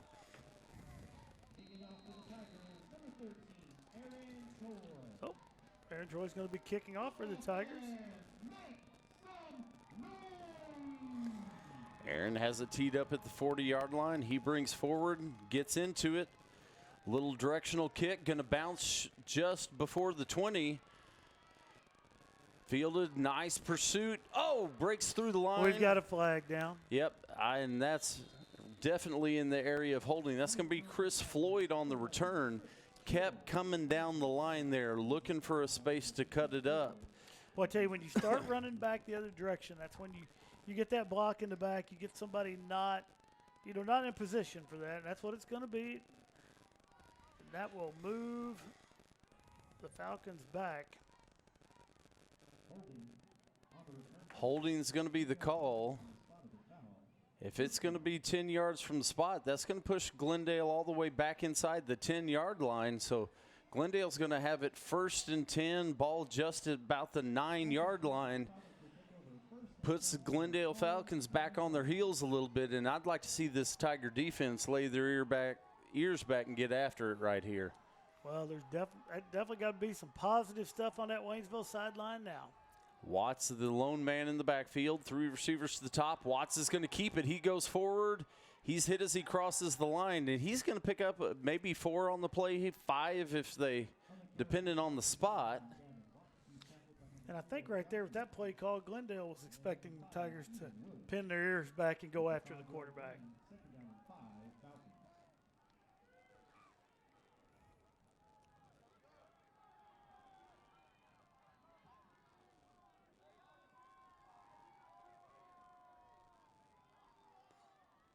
All right, Watts, quick pass out here. This is going to be number 12. That's going to be Shoemaker. He's going to have it complete, and he's going to be awful close, Coach. Depending on the spot. From that spot, he's got it. Yeah, it's not. He got a lot of forward momentum there. I was not 100% sure he got across that 20-yard line, but they give him a full yard pass. So it's going to be 1st and 10. Watts is going to stay alone in the backfield. 5 receivers wide, 3 to the top of the screen, 2 to the bottom. Fraley comes in motion, turn, give goes back to him. Floyd on his feet going forward, and it looks like he's going to pick up about 10. He's tackled by number 84, Daniel McCollum. 10 yards on the carry, first down, Falcons.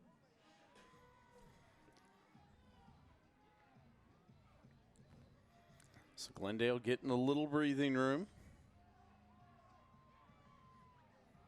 Ball sits just across the 30-yard line. First and 10. Watts this time looks out to the right. A little blocking out in front, but the Tigers read that nicely. Going to be forced out of bounds. Pickup of about 3 on the play.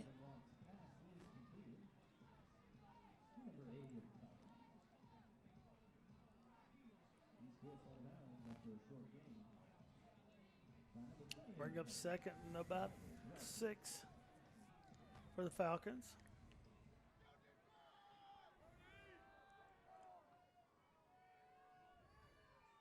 Watt's going to keep it. Takes off, designed run. Spills forward, looks like he might pick up another 3. Falling forward right there. Going to be Evander Bradford on the stop there for the Waynesville Tigers. You know, Matt, I've already seen Glendale run the ball more than I thought I'd see him run it all night. I agree with you. When you look at the stats and the numbers coming into tonight's game,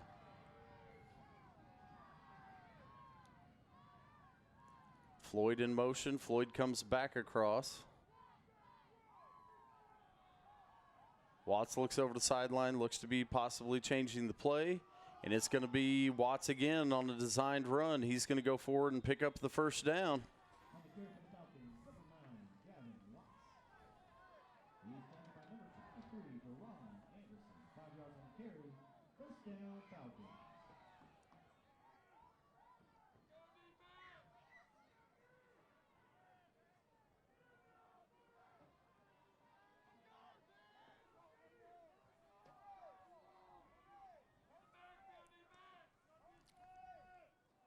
Looks like the Tigers bring in a little bit more beef up front. Watts looking over to the right-hand side. That pass is going to be complete out into the flats and forward. Going to be real close. 10 looks to be about another 10-yard pickup on first down.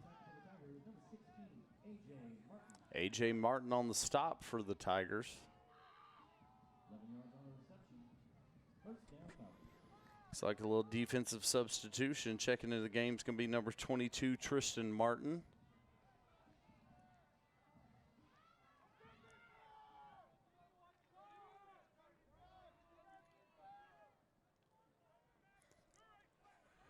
Three receivers to the top. Going to come to the near side.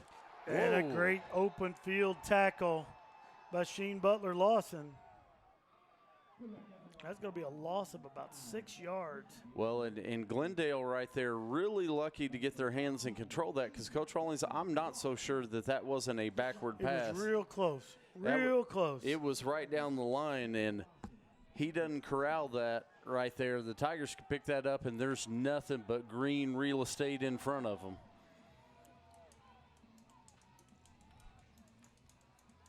So 2nd and 16 for the Glendale Falcons.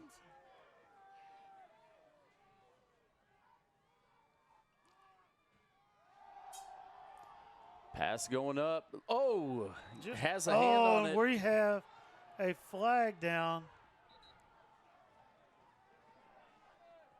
Wow. I am shocked at that play, Coach Rawlings. And I know there's some that are across the field and we can't see, but we can't have much of a better view than that one. I don't know what.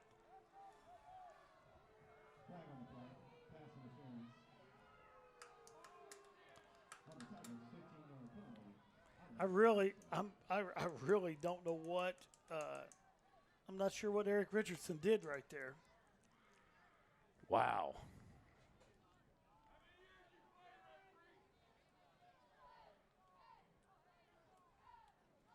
Now, the signal from the official as he was walking over toward the Waynesville bench, I'm sure he was being questioned. He grabbed his arm and pulled his arm back, signaling that that's what he had to call on. But wow. From our angle, we couldn't see that. No. But I think I didn't see the receiver being impeded at all. And they're going deep. That's going to be Klinkenbeard just overthrown on the play, so that's going to be an incomplete pass. Eric Richardson again on the coverage. Klinkenbeard had a lot of pressure coming up the middle right there as a whole pride of Tigers launching into his face. He gets that one and just overthrows Jack Klinkenbeard. So it's going to be 3rd and short. If I were a wagering man, I'd say that this is going to be Watts on a run right up the middle.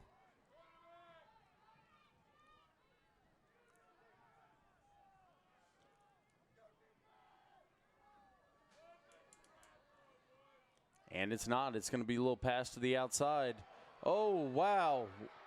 No flag for that? Wow.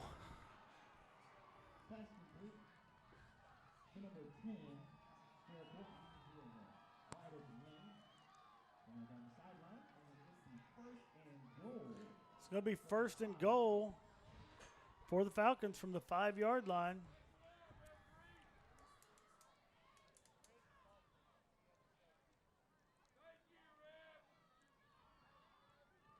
Wow. Wow, wow, wow. So Watts brings them to the line, 3 receivers bunch tightly to the top right there. Watts drops back. He's got looking for, that's going to be Klinkenbeard looking in the corner of the end zone. It's going to fall incomplete.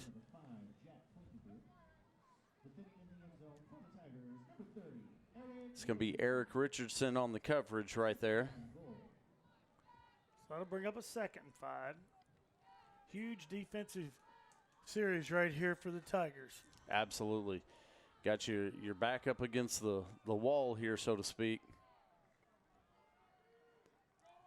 Definitely got to find a way to keep Glendale out of the end zone here if possible. 6:28 left in the 3rd. Glendale on top by 8. Receiver comes in motion. It's going to be Watts on the keeper. He's going to take it inside the 5, but not going to get into the end zone. Looks like they're going to call him down about the 2. So 3rd and goal from the 2. Jerron Anderson in on the stop there for the Tigers.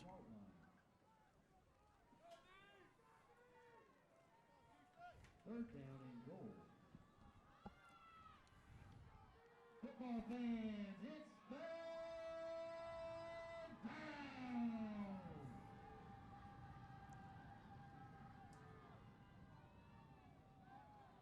Pass to the outside, and it's going to be in for the touchdown. Touchdown, Falcons. It's going to be Floyd, number 11, in for the touchdown. That's going to push it to 28-14. I'm guessing that Glendale's going to go for 2. They've gone for 2 here throughout the evening. I was going to say, I'm guessing you're correct.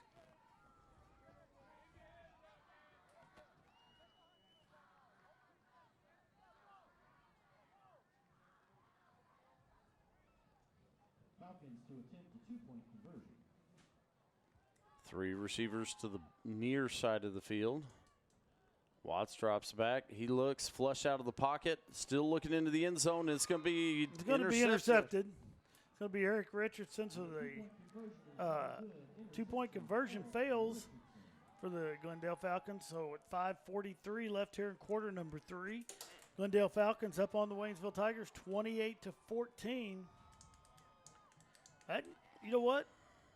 Tigers just got to strike back. Absolutely.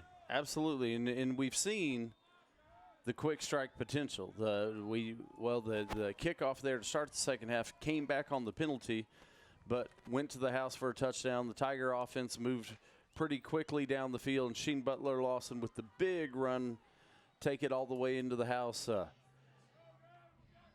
But the Tigers need to answer. And Falcons had a little bit of help on that drive with some penalties. Well, and one that wasn't called a penalty, but wow, sure looked like it to me. It ended up being a big gain play, but as you said, the Tigers are going to have to answer right here. We're at the point where You can't give up touchdowns and then not score. We're going to run out of time. Sheen back deep. This will be some type of short kick, I'm guessing. And there it is. Bounces off a Tiger. That ball's loose. And it goes out of bounds. So it will remain with the Waynesville Tigers. Woo, well, that got a little sketchy there real quick. Well, and you look here, the Tigers starting at the, 43, 44-yard line. So the Tigers going to have great field position here to start this drive.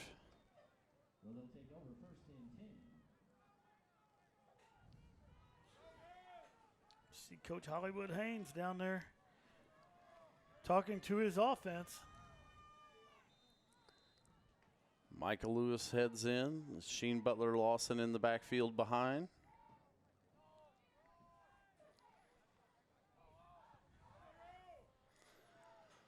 All right, they come to the line. Micah Lewis in the shotgun set. Waynesville goes 2 receivers. Brings, I believe that's A.J. Martin in motion. The handoff's going to go to Sheen Butler Lawson. He's going to go forward and looks like he's going to pick up about 4 on the carry.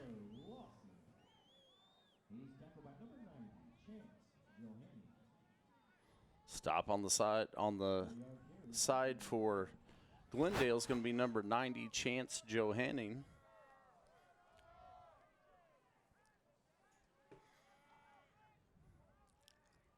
All right, Michael Lewis once more in the backfield set. Turn, the give comes to A.J. Martin this time. A.J. looking for space in front of him. He's going to be real close to the first down depending on the spot right here. Not sure where he stepped out of bounds.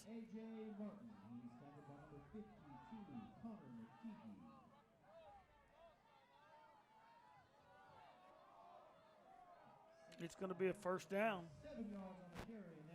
So a pickup of 7 on the run right there for A.J. Martin, and that takes the ball into Falcon territory. 1st and 10, Waynesville Tigers. Ball sits at the 46-yard line. A.J. Martin comes in motion again. This time, Michael Lewis just going to keep it and run up the middle. Boy, the Glendale defensive end looked like he was off early to me. No call. Michael Lewis saw him, did the smart thing, just tucked it and took it. No, I'm with you there, Matt. I thought that was going to be an offsides. Michael Lewis does the smart thing, just takes it and goes and picks up a little 5.5 on the first down carry. So it's going to be 2nd and a short 5. Michael Lewis in the shotgun set, turns, gives the handoff right up the middle. I believe that Bradford. Evander Bradford, and he's going to be real close to the first down.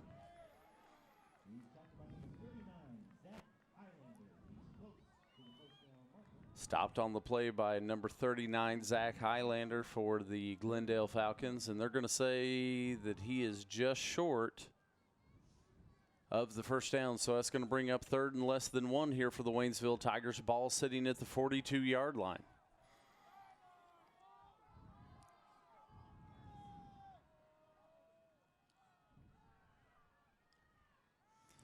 Lewis looking for some space to the outside. He's touched in the backfield, but he's going to have the first down and then some, as Michael Lewis is going to go forward and pick up about 9 yards on the carry. And the Waynesville Tigers down inside the 30. And you said that exactly right, man. He was just touched, and then he was gone. Yeah.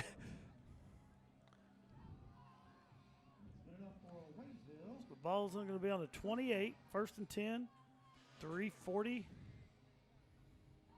left here in the quarter number 3. The Tigers down 2 touchdowns, but driving the ball down the field.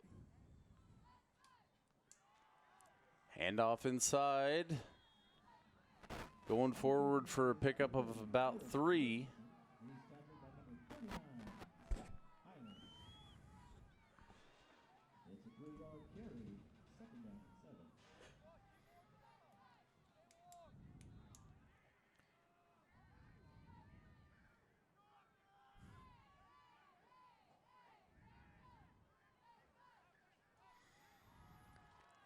It's going to be Sheen Butler Lawson. He's got the first, and he's going to step out. It looks like at about the 10-yard, 10, just across inside. it. Yeah, just across the 10.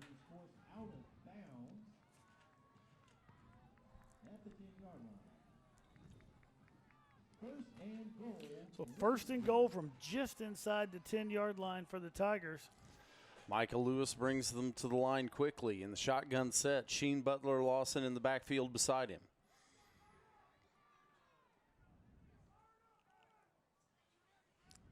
Michael Lewis changes the play call. Tigers have 2 receivers bunched to the top side. Now one comes in motion, and we're going to get a stoppage here. We got a flag down on the far side.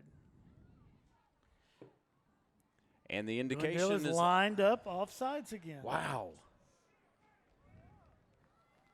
Flag on the play, offsides on the defense, 5-yard penalty. So that'll take it down to the 5-yard line. That's first and goal from the 5.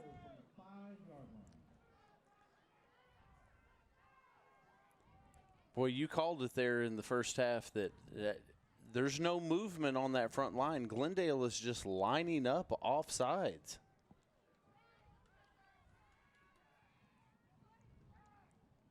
We'll take the gifted 5 yards, and it's going to be first and goal from right there. Michael Lewis, looks like A.J. Martin comes in motion. They fake the give. Lewis is going to keep it himself, looking for room on the corner. Wow. How is that not a hit out of bounds? That's a very good question because Michael was almost to the track. Wow. That one I'm a little surprised about. But Michael goes out just at the line of scrimmage.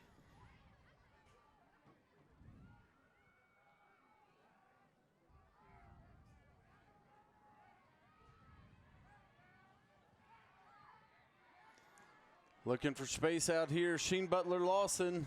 He's going to throw it to Michael Lewis. Michael Lewis. And Michael's going to be brought down at the 15. And we've got a flag down here. Some extracurricular in the end zone. Looked like a Glendale Falcon had 2 handfuls of the neck of a Waynesville Tiger in the end zone.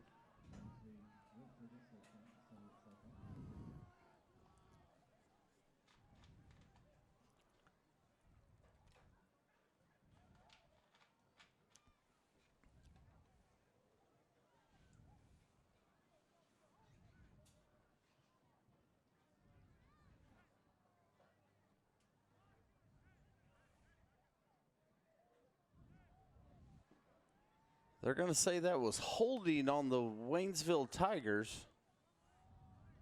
Not quite sure how that's even possible given where and what was going on. Either way, it's going to be third down here for the Waynesville Tigers. Third and goal from the 16.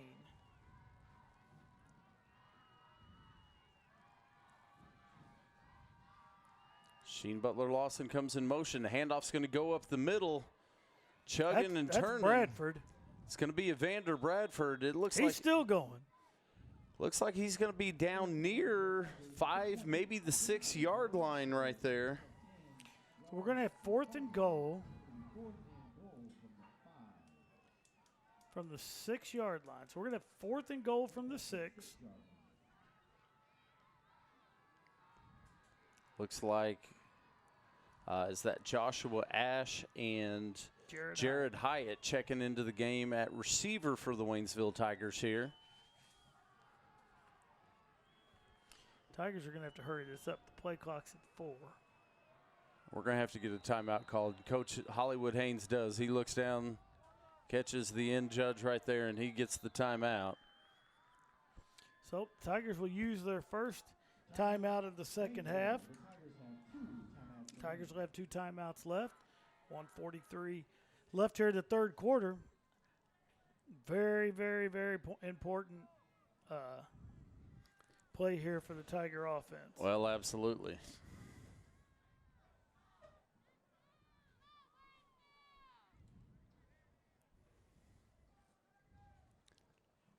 Coach Mock having a discussion out there, definitely not happy with something. I don't have a clue of what it could be, but definitely was getting a discussion in with a few of the referees on that far side.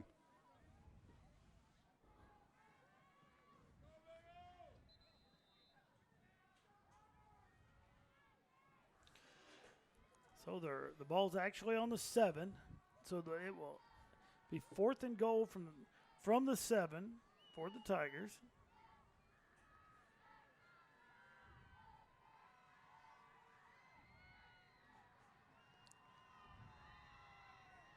Tigers come to the line. Michael Lewis in shotgun. One receiver out. Comes in motion. Give to him. Looking for some space here on the left side. Oh, and the ball pops out. And it's, oh no. The ball pops out. Fumbled through the end zone, so it's going to be a touchback. Who was on the carry there, Matt? Was that, I believe it was A.J. Martin. Was A.J. Martin? And we've got a Tiger down here. Glendale punches that ball out just before the Tigers are going to cross for a touchdown.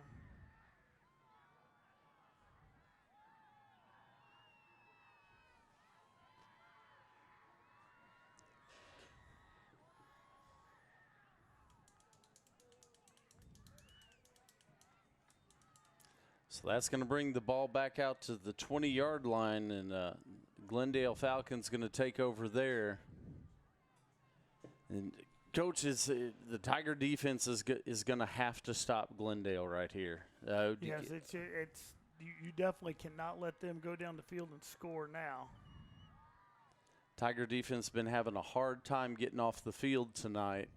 It's very potent offense on the other side. You got to tip your hat to this Glendale offense, but the Tiger defense has not had a lot of success tonight stopping Glendale from marching down the field.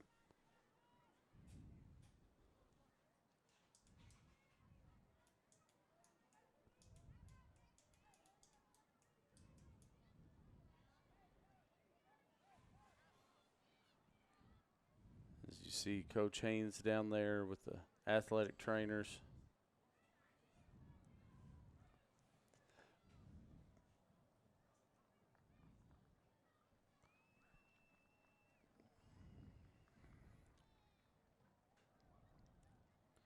Glendale trainers were coming over also, and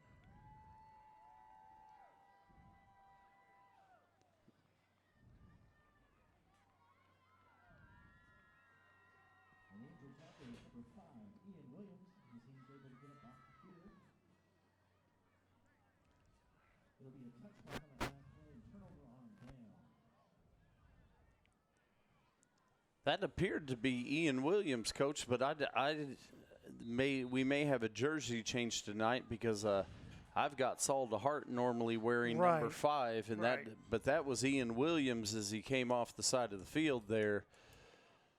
So it may just be a little jersey switch tonight that I did not happen to catch before the game.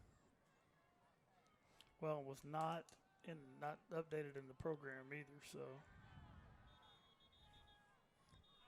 They'll help Ian over to the side, and I'm sure they'll get him checked out. And good, and we're going to have a timeout now by the Glendale Falcons.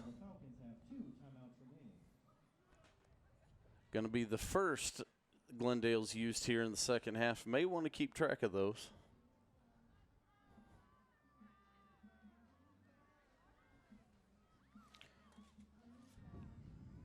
So Glendale's got to be sitting back here thinking it's a strange situation because with the type of offense they run, it's hard to run to just take time off the clock. Oh, absolutely. You're up 14. Yeah, when you've got the lead, you want to milk the clock a little bit. But, yes, as you mentioned, this is definitely not the style offense to be able to do that.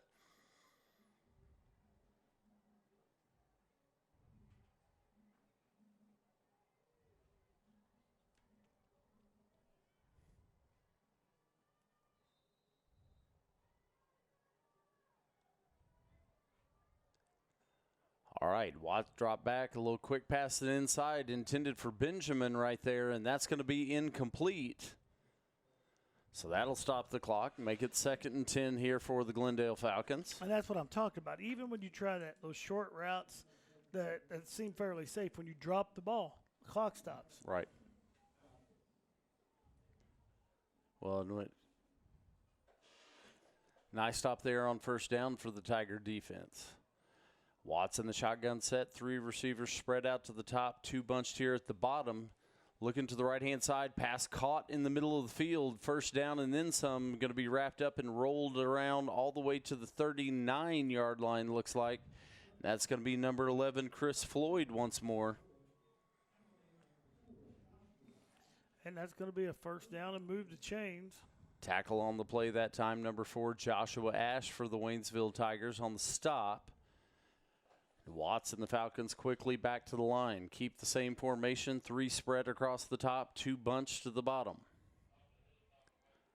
Watts takes the snap. This looks like a designed run, looking for space in the middle of the field, and he's going to slide to a stop, picking up 2, maybe 3.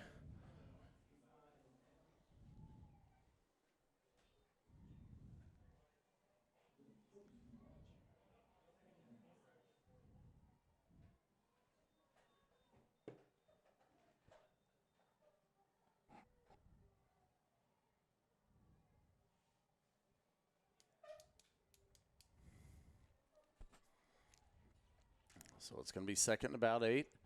Klinkenbeard in motion. They give to him. Klinkenbeard still on his feet, moving forward. Looks like he's going to pick up about 6. It's going to make it about 3rd and 2 here as we're under 30 seconds to play in the quarter, and it looks like Glendale's just going to go ahead and jog off the field. Well, we've got a flag down on the Glendale Falcons as they're going to give him a sideline warning.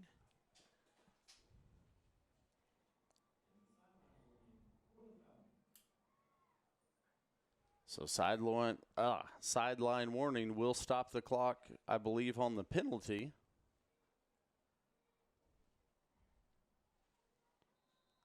And now we wind. So that will be the final play of the 3rd quarter. Interesting sideline warning there. I'm thinking they may have just been walking out to talk there at the end of the 3rd quarter, but still, their sideline warning happens again. It'll be a penalty.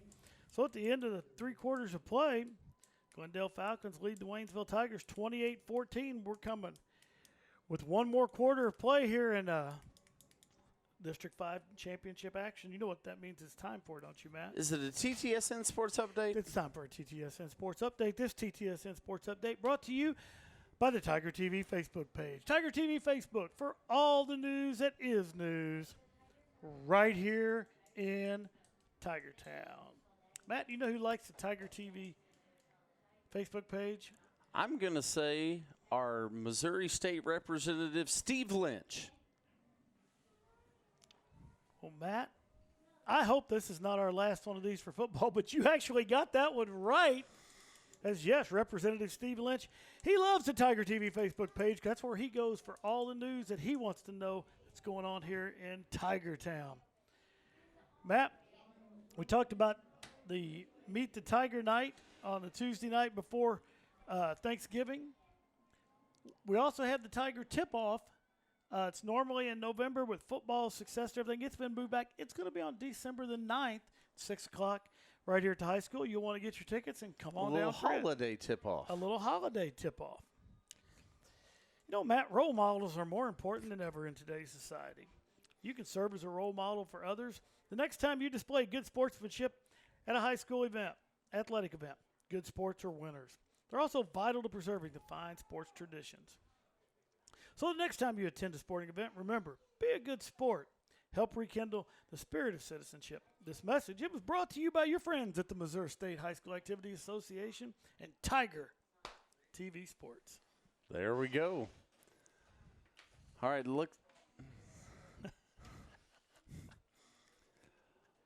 like a little miscommunication here. I'm not real sure what this all is here. We almost have enough time to read another one of those. I think we're good.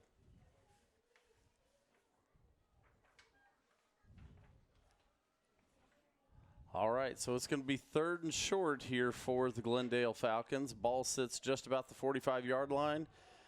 Going down the field, that's going to be complete to Klinkenbeard. He breaks the tackle on his feet inside the 20.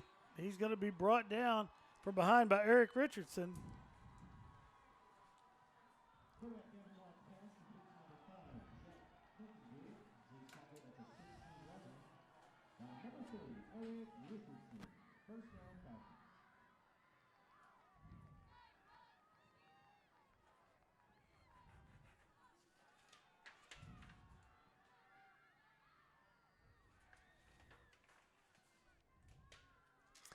All right, so it's going to be 1st and 10. Ball sits just about the 16-yard line for Glendale.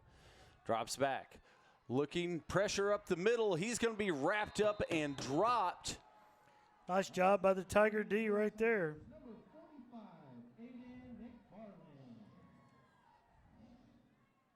It's going to be Aiden McFarland on the sack. He was the first one there. I did not catch the number of the second one there, Coach Rawlings. But Aiden McFarland gets his arms wrapped around the legs, and it's going to be a loss of about 10 on the play. That's a big play right there. After the big first down, pushes it down about the 15.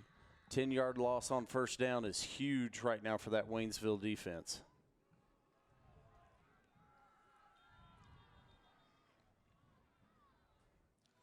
Matt, we have a final from down in Carthage as they defeat Nix at 35-0. So Carthage will be moving on to next weekend to be playing the winner of this contest out here. All right, we're going to get Glendale with their second timeout here of the second half.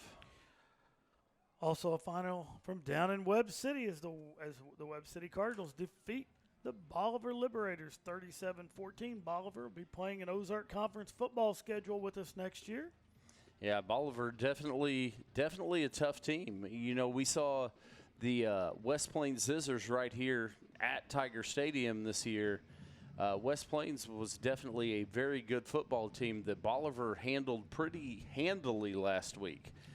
So definitely no slouch as Bolivar comes into the Ozark Conference for football. Football only. And we talked about that last week. It is. They are just coming in as football only, and will definitely, currently, will raise the caliber of football in the Ozark Conference. Joplin over Marquette tonight, 35-7, former Ozark Conference team. Into 3 up in Camdenton. Camdenton Lakers up on the Lebanon Yellow Jackets, 35-7.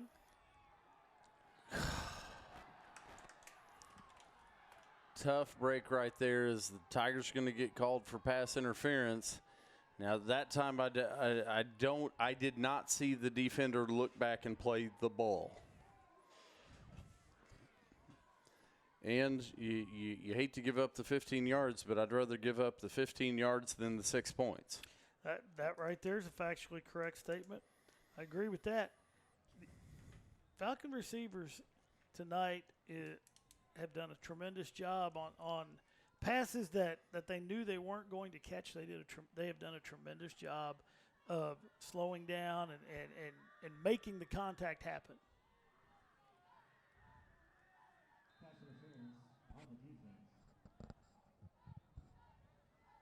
So I'm sorry that looks like it's half the distance on the penalty. Yes, so. it's half. It'll be half the distance.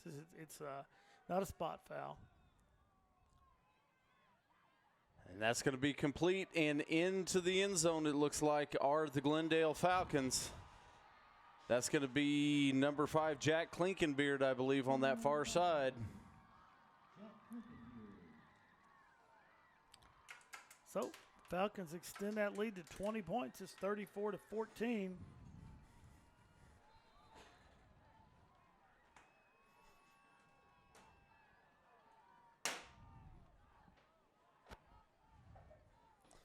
And Glendale comes on the field, lined up to go for 2.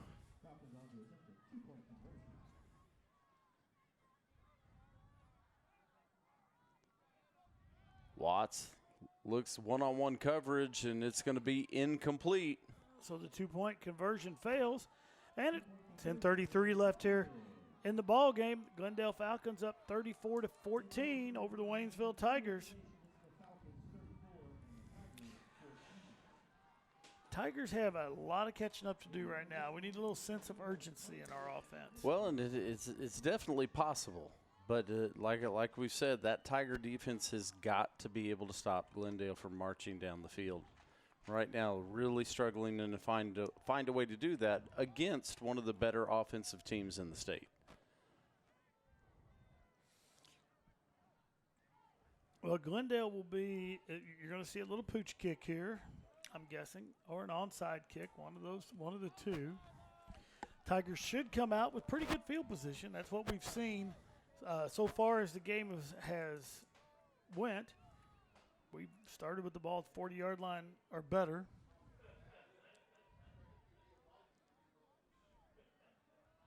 It's like Daniel McCullough is kind of the mid-man to this side. We've seen a lot of balls go towards Eric Richardson on that far side on the short kick. This one's going to be a little in-betweener. That's going to get to Sheen. Sheen still on his feet, spinning around. He's going to get it back out to about the 35-yard line. Forward progress. I think they're going to, looking at the far judge, has him at the 37. So still good field position here for the Tigers. The Tiger offense on the field set to go to work.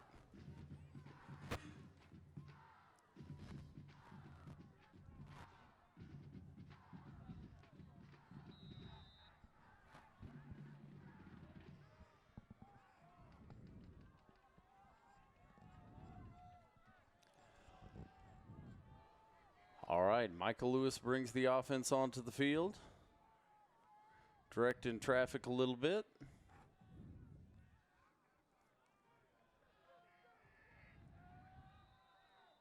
And the Tigers are going to take the timeout here. I think that's it. Well, two guys went in motion. Yeah. You can see by Michael Lewis's reaction that was not what was supposed to happen. Little miscommunication right there, but Coach Haynes gets the timeout called. Get everybody together. Don't panic right now. That'll be the Tigers' second timeout. Both teams having one timeout remaining here in the game as we're just under 10.5 minutes to play here in fourth quarter. Right now, Waynesville on the downside, 34-14.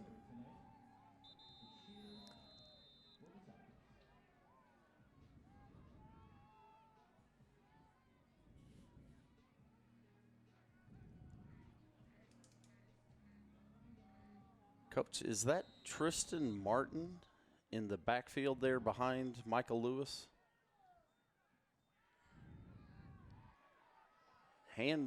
Play goes to A.J. Martin. He's going to get the first down before he's run out of bounds.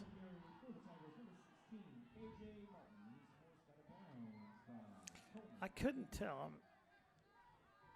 Nope, that was Bradford. I believe that was Bradford, 28. As I'm looking. Or it's running directly at you. Yep, it was. I'm sorry, you're right. 28, that was Evander Bradford.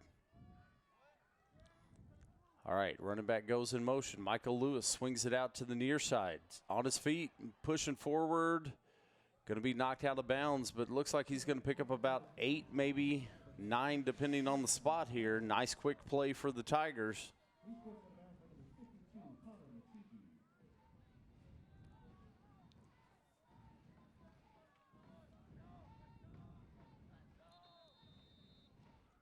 Evander Bradford going to line up in the deep set.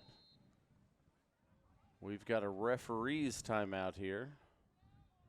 We have an injured Falcon. Oh, I did not see you over on that far sideline.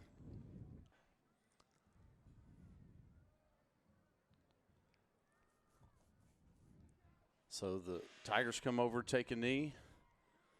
Falcons go to the far side and take a knee. As you see there, zoom in. I did not see right on that sideline. Good to see that the young man's getting up, going to step right off the field there.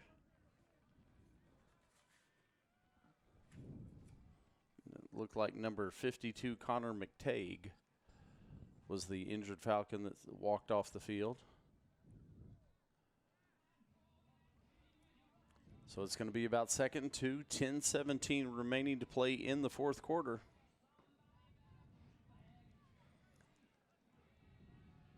As Some nice quick movement of the ball, Coach, and that I think that's really what we've got to see here. We've got to get down here, punch this into the end zone, get on the field and find a way to take that ball away or stop the Glendale Falcons on offense. As it looks like Vander Bradford going to take the handoff and go up the middle, but Coach, I think he's going to be stopped short. And when he gets stopped short, that clock just keeps right on ticking.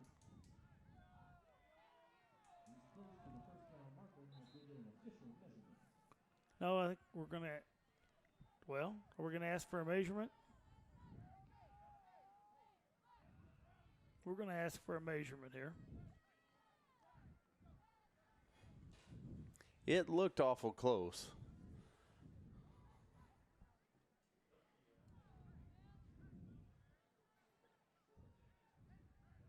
And that's why you ask for the measurement. It's going to be a first down.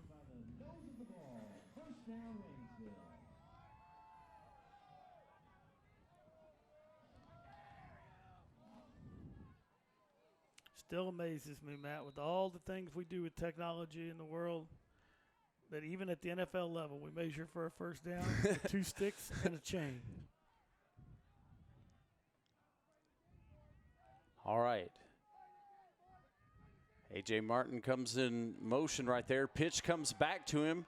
A.J. looking for help blocking downfield. He's going to have it down, crossing right about the 35-yard line, so a pickup of about 6 on the first down carry for A.J. Martin. And we've got a Tiger down this time. We've got an official timeout.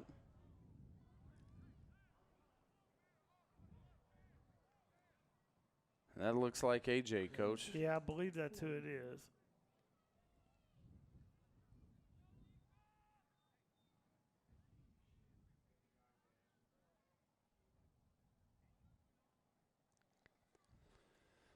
So, trainer Nikki, the coaching staff out to check on him. It's going to stop the clock at 9:26 here in the fourth quarter.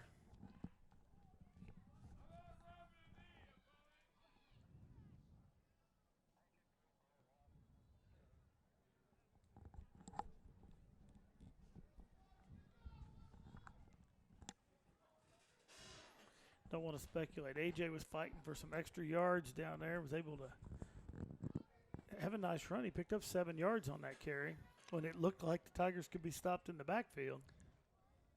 Well, it was a nice little play in the backfield there.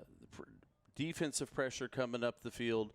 Michael Lewis faked the pitch, and the defender committed to Lewis. Lewis held the ball for a second, just enough time to get A.J. free and give A.J. a chance to go up the field and pick up some yards, which he does, as you said, getting almost 7 yards on the carry. And that's a good sign right there, A.J. Martin getting up on his feet.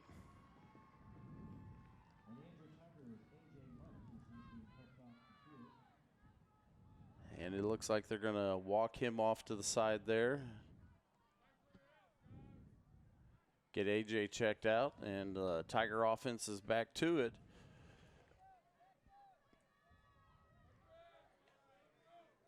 Looks like Jalen Andrews and Jared Hyatt splitting wide to the top as Tigers are going to go 3 now wide to the top, 1 to the bottom of the screen.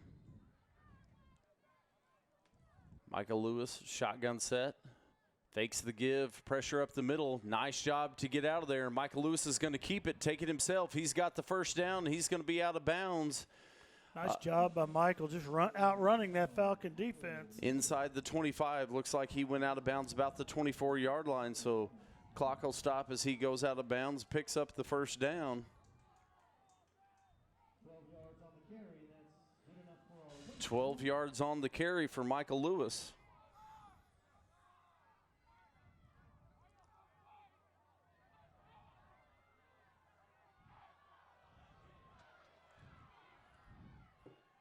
Michael Lewis looking again. He's going to be inside the 20-yard line.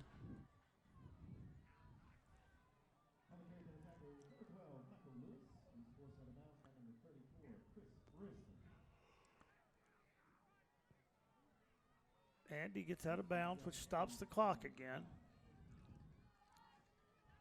So it's going to make it about 2nd and 5.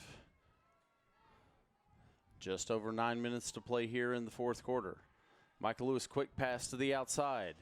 Going forward and going to be out of bounds on the play. I believe that's Marion Fiame on that catch. Yes, you are correct. Now, where did he step out? It's going to be. That's a good question. It's going to be close.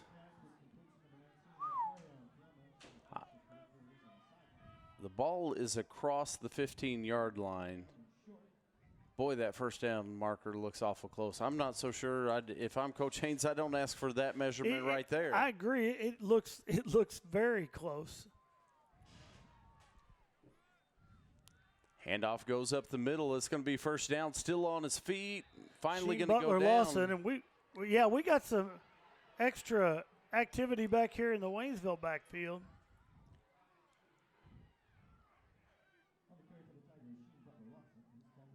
We're going to have a personal foul against the Glendale Falcons. That's the way I saw that, but you never know.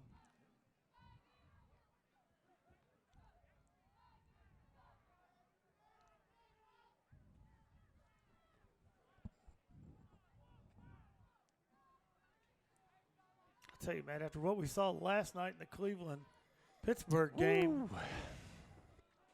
it definitely changes your opinion of a personal foul. Oh, wow. Never seen anything like that in my life. I have not either. Listening to a little bit of sports radio this morning, interesting point.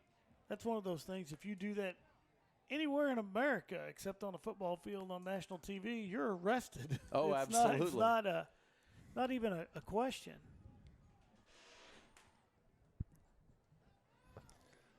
All right, still sorting it out.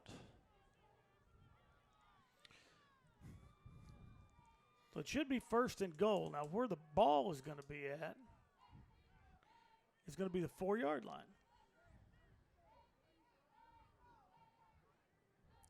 They're saying the Tigers declined the penalty. They declined one penalty. There were two penalties. Two penalties on the play. They took the personal foul. Okay. And I didn't see what the other penalty was.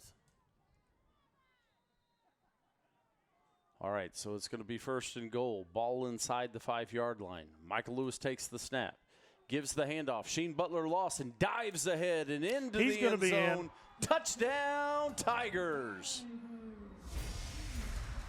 8:47 mark in the fourth quarter, and the Tigers punch the ball into the end zone.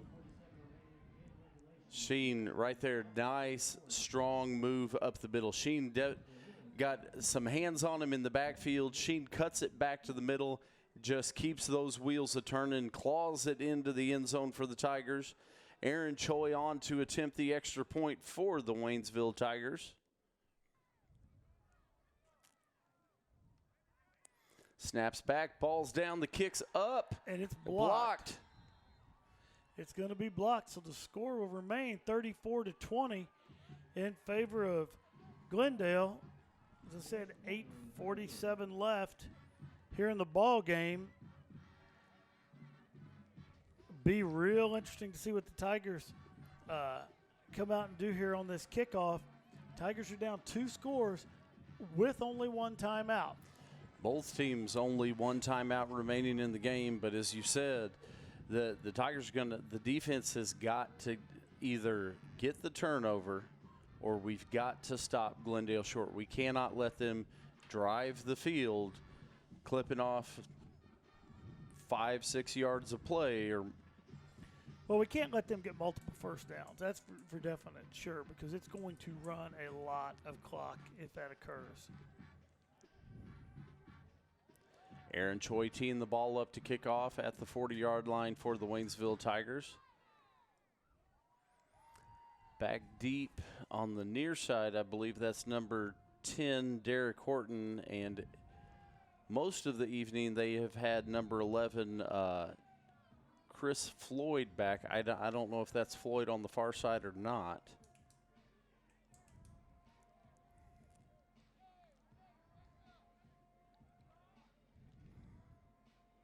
Glendale moving their deep guys up to about the 32-yard line. And the Tigers are going to onside kick it right here. Bounce and roll. And that ball's – It's going to – Glendale gets on top of it right there. That – I thought that ball – I didn't see there's any way he was going to be able to grab that ball and hold on to it. I didn't think so that either. Was number 64. That's going to be Gavin Stidham. And tip your hat because I didn't see any way. I thought that was going to work to perfection, and he reached up and grabbed that ball and tucked it away off the bounce. So, Tiger defense needs a stop here. Stop. Turnover would even be better.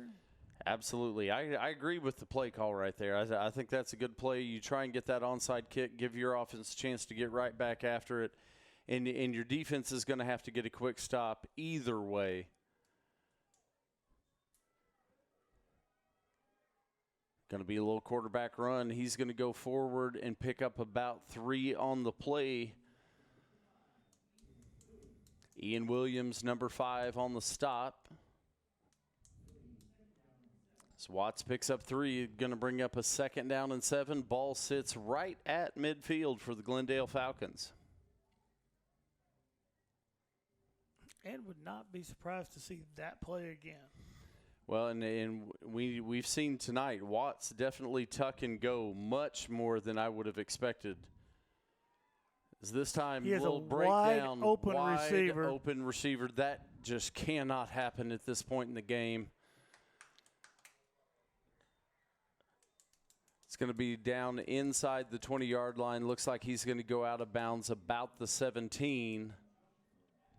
Joshua Ash on the stop finally gets him out of bounds, but big play right there for the Glendale Falcons.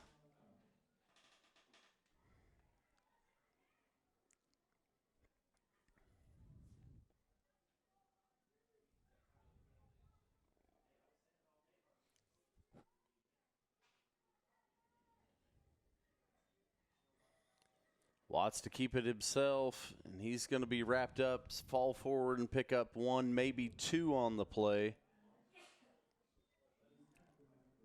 It's going to bring it. He makes that run, picks up a couple yards, and gets the clock running again.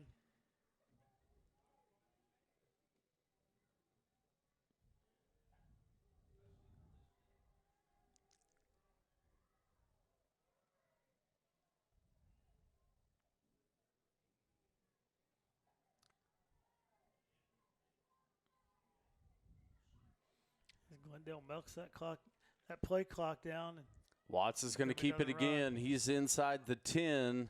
He's going to be real close. He's going to be close to a first down. And they're gonna say he's a little bit short. Yeah, they're going to mark that back right about the 9-yard line. So it's going to be 3rd and 1. He's going to be a yard short here. Looks like number 21, Joey Link, is checking into the game for the Waynesville Tigers on defense.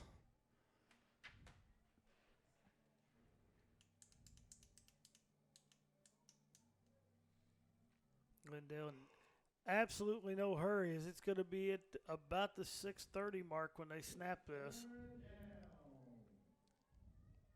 Bring the man in motion, fake the give, end zone, touchdown. It's going to be Ben Shoemaker.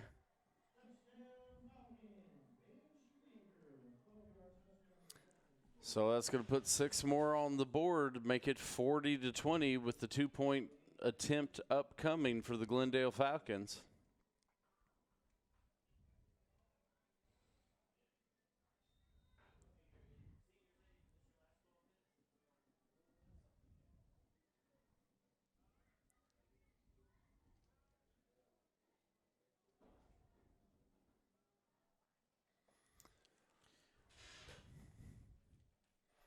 Snap comes back. Watts looking man coverage up at the top corner. It's going to be caught, and the 2-point conversion is going to be successful.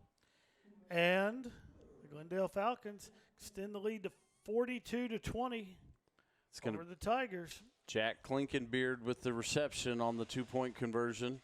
Matt, while we're waiting on this kickoff, we want to recognize our students working the broadcast tonight. Savannah Ryan, Ela Marie Evans, Kat Yanes, Johnny Page, Alex Rudolph, and Trevor Tronstad, under the direction of the incomparable, the illustrious, and the illuminal Tim Wallace. Once again, outstanding job. It gets better and better every night here on the TTSN Sports Network. We just these are the people doing all the work. We just show up, put the nice headsets on up here in the temperature-controlled TTSN suite, and let them do all the work, and they do an outstanding job. And, you know, if Tigers can make a great comeback, we'll be back again next Saturday. But if not, you know, I believe our first broadcast for winter sports is going to be wrestling. Really? I believe that is true. I believe. Now, will our resident TTSN broadcaster, the mouth of the South, Mark Wilson, be with you? The mouth of the South will be there, and I believe we're looking at December the 3rd, I believe is that date. Please don't quote me on that. Write that on your calendar in pencil, please. But we'll sit down and hammer out that schedule for winter sports. Won't be long before we have a little round ball here on TTSN. Round ball and wrestling. Where has this year gone, Coach Rollins? It doesn't seem like it should be time for this yet. It goes faster all the time. I'll just tell you that right now. You're not quite up to my experience level, but it does. Does that mean old? Yeah. Is that code for old? That's code for old. Okay. So the Tigers are going to take over on the 47. Michael Lewis rolls out. He's got a receiver. It's complete. Spins back to the inside, still on his feet. Jalen Andrews.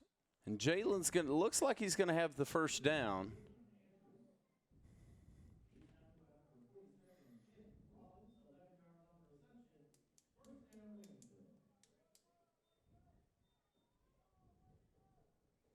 And he does. Stops the clock. Moves the chains.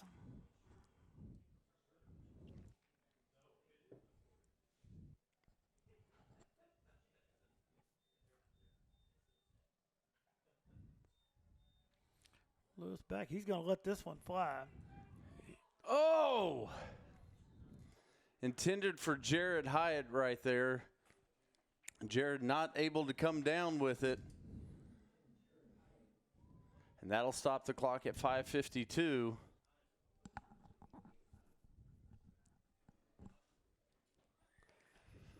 Yeah, Coach Rollins, you talked about the TTSN sports interns out there bringing you the coverage tonight, out there on the field with the cameras, everything else. And Coach Rollins, it's cold out there tonight. It is cold out there. Michael Lewis going to go back to the air looking for Sheen Butler-Lawson. He's complete, still on his feet inside the 5-yard line. That's where he's going to be brought down, just inside the 5. And it took 5 Glendale Falcons to bring Sheen down.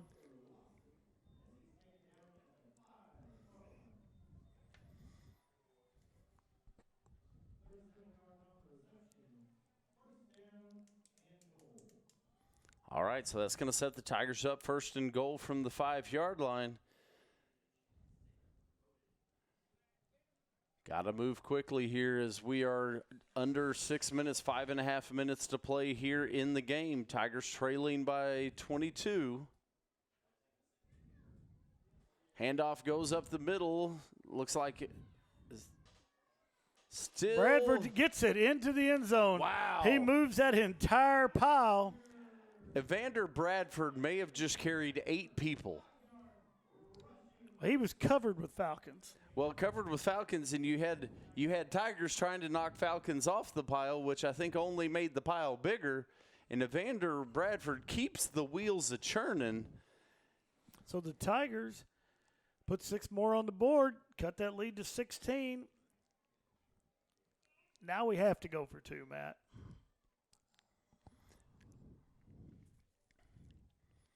All right, it looks like Evander Bradford in the backfield. Michael Lewis in the shotgun set. Packed in formation. Handoff goes to Bradford. And we've got a flag. This play's going to be stopped before we get going here. It's going to be dead ball. Offsides against Glendale. On Glendale. You want to bet that they lined up offsides, man. Well, and I wonder if maybe Glendale doesn't do that every play and it's just going to, hey, we're going to take it when they catch us. They're not going to throw a flag every play. We'll just line up wherever we want to. Coach, we have our first celebrity in the booth tonight. Yep. Director of Misha activities. and hydration director, Corey Hayes. Corey Hayes. And Play's going to go Michael Lewis, he's going to keep it. into the end zone.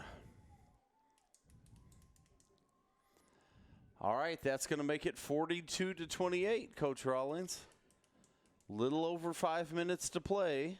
Tigers, I think you're going to see another onside kick upcoming right now. Absolutely, and if the Tigers can come up with it, this gets real interesting It does get real real quick. interesting.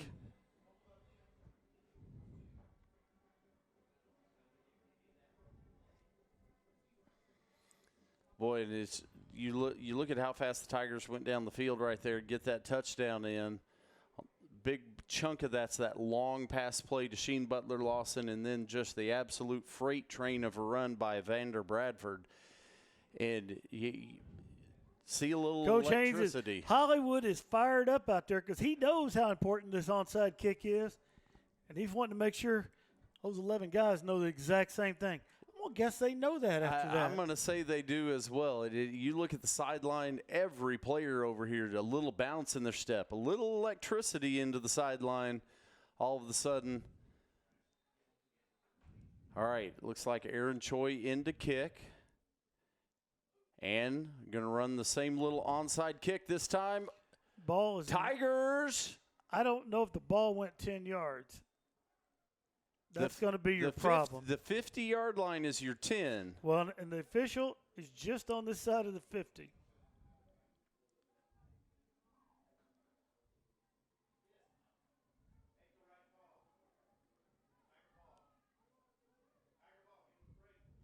Well, the referees are discussing. They're discussing, but the referees still haven't got to the 50 is my concern. If they were on the other side of the 50, I'd be happy. Coach Haynes is vehemently pointing to a spot about 3 yards past.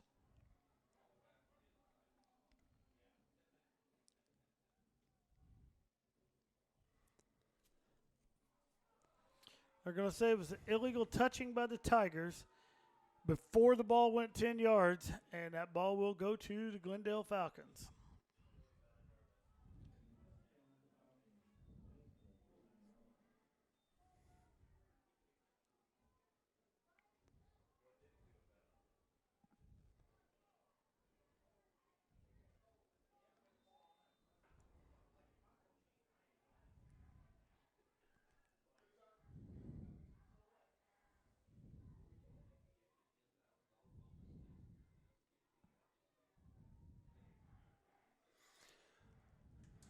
All right, Glendale brings the offense onto the field.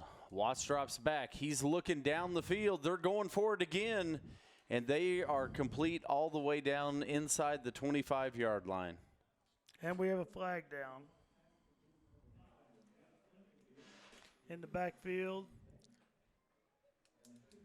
It's going to be one of two things. Personal foul, roughing the passer. Yep, that's what it's going to be. It's either going to be that or holding where that flag was. And since everyone was walking the other direction, I was afraid that that was not going to work in our favor.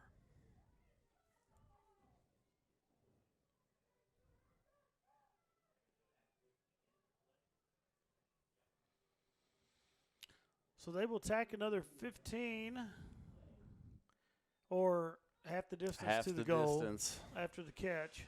That's going to move it all the way down to the 12-yard line for the Glendale Falcons.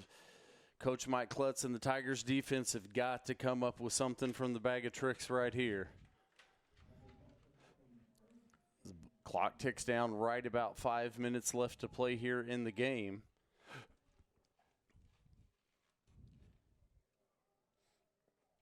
Well, man, it's so different to see a team come out and throw the ball deep up 14, but that's the way the Glendale Falcons are made.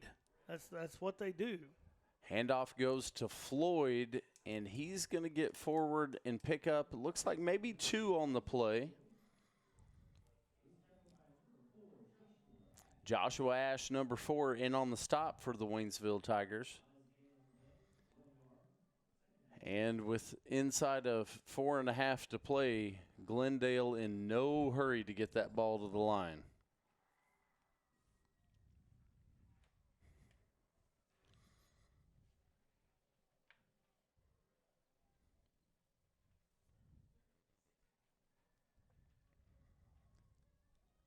Watts in the shotgun set. Floyd comes in motion again. Fake to give to Floyd. Tigers getting pressure on Watts. Watts is going to be brought down for a loss.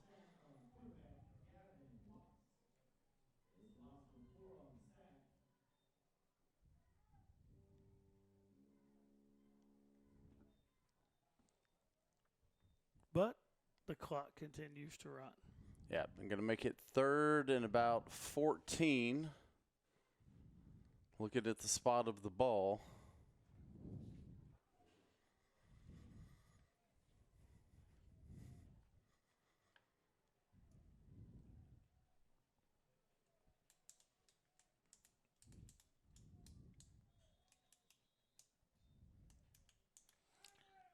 So we're going to get a timeout, Glendale. They let the play clock run all the way down. That's going to be use their final timeout. 3rd and final for Glendale. Now, we saw that in the first half, and then they used a 4th that didn't exist. So,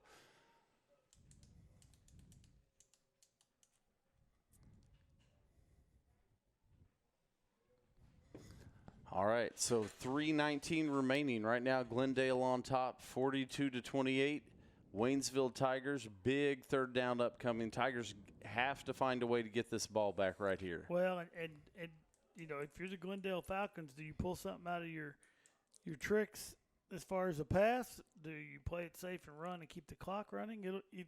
It makes it difficult on the coaching staff of the Waynesville Tigers, because in this situation against 99% of all high school teams, they're going to line up and run the ball. Oh, absolutely. They want to keep it going. Well, and you're going to hand it to the tailback and let him get what he can get. As you said, make that clock keep running. But we've yet to see a back in the backfield tonight except Watt. He's going to take it. He's going to take the run, looking for space, still on his feet. He's just trying to keep moving right now. He's going to be brought down at about the 10-yard line. About the 10-yard line.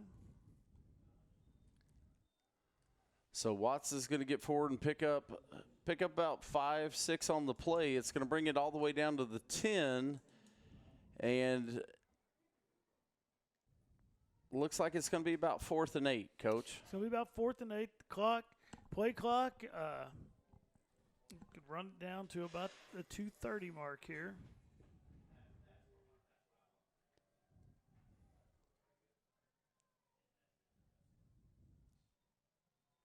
Watts looks to the end zone right there. Nice coverage on the play by the Tigers. Tigers will take over. 2:29 left here in the ball game. Tigers down 2 touchdowns.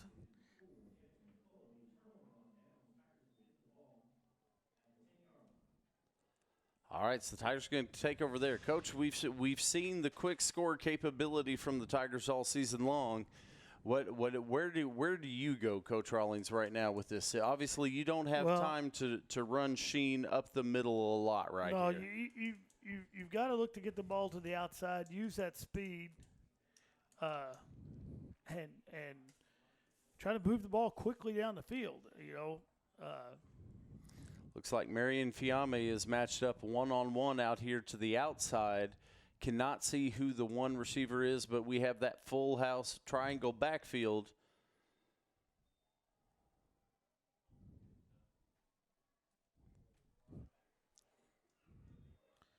Michael Lewis looking for some space right there, going to be wrapped up in the backfield, not able to get away. In fact, looks like Lewis is going to lose maybe 2 yards, but we do have a penalty flag down on the far side of the field. Coach, I couldn't see it with my naked eye until I looked into the screen right there. Appears like it's going to be against Glendale, but I'm not sure exactly.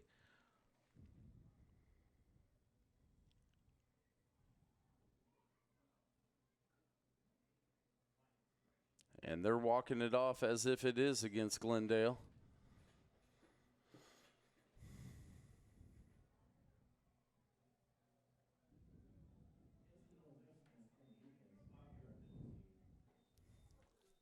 So 5 yards on the penalty. Michael Lewis in the shotgun set. He rears back, looking for space, spins out of some pressure, lets one go deep. He's got a receiver. And there's going to be a penalty.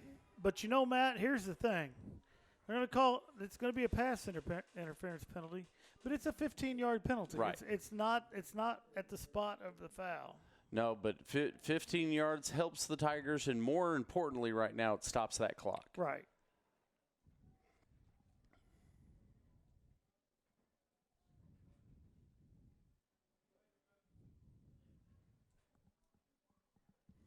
As we're just about 2:09 left to play here in the fourth quarter.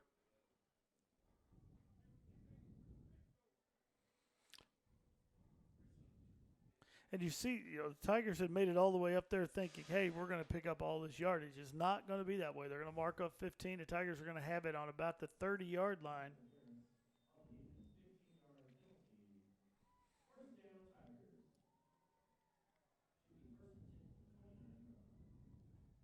Actually, it'll be at the 29. It's at 2:09 left in the ball game. Tigers with the ball on the 29.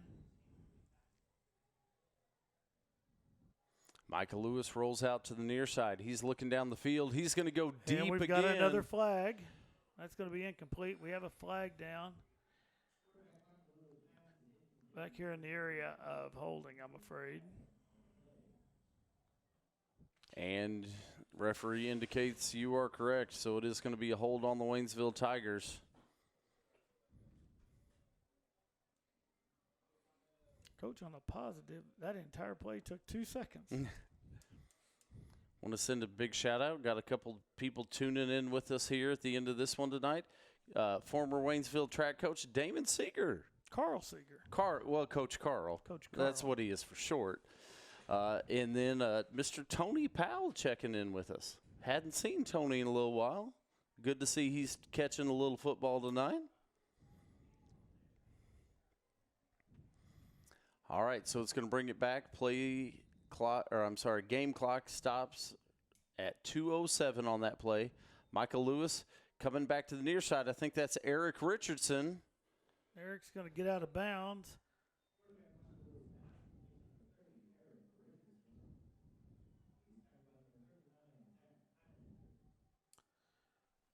And it looks like Eric's going to get it back to about the 27.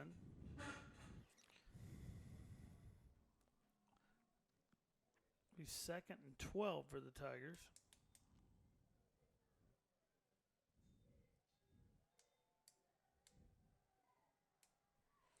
And Michael Lewis is going to be brought down at about the 26.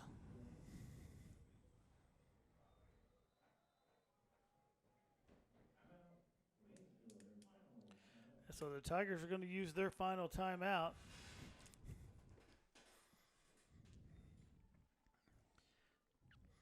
Here with 1:50 left in the ball game. And it's going to be, Coach, what, about third and 14? About 3rd and 14.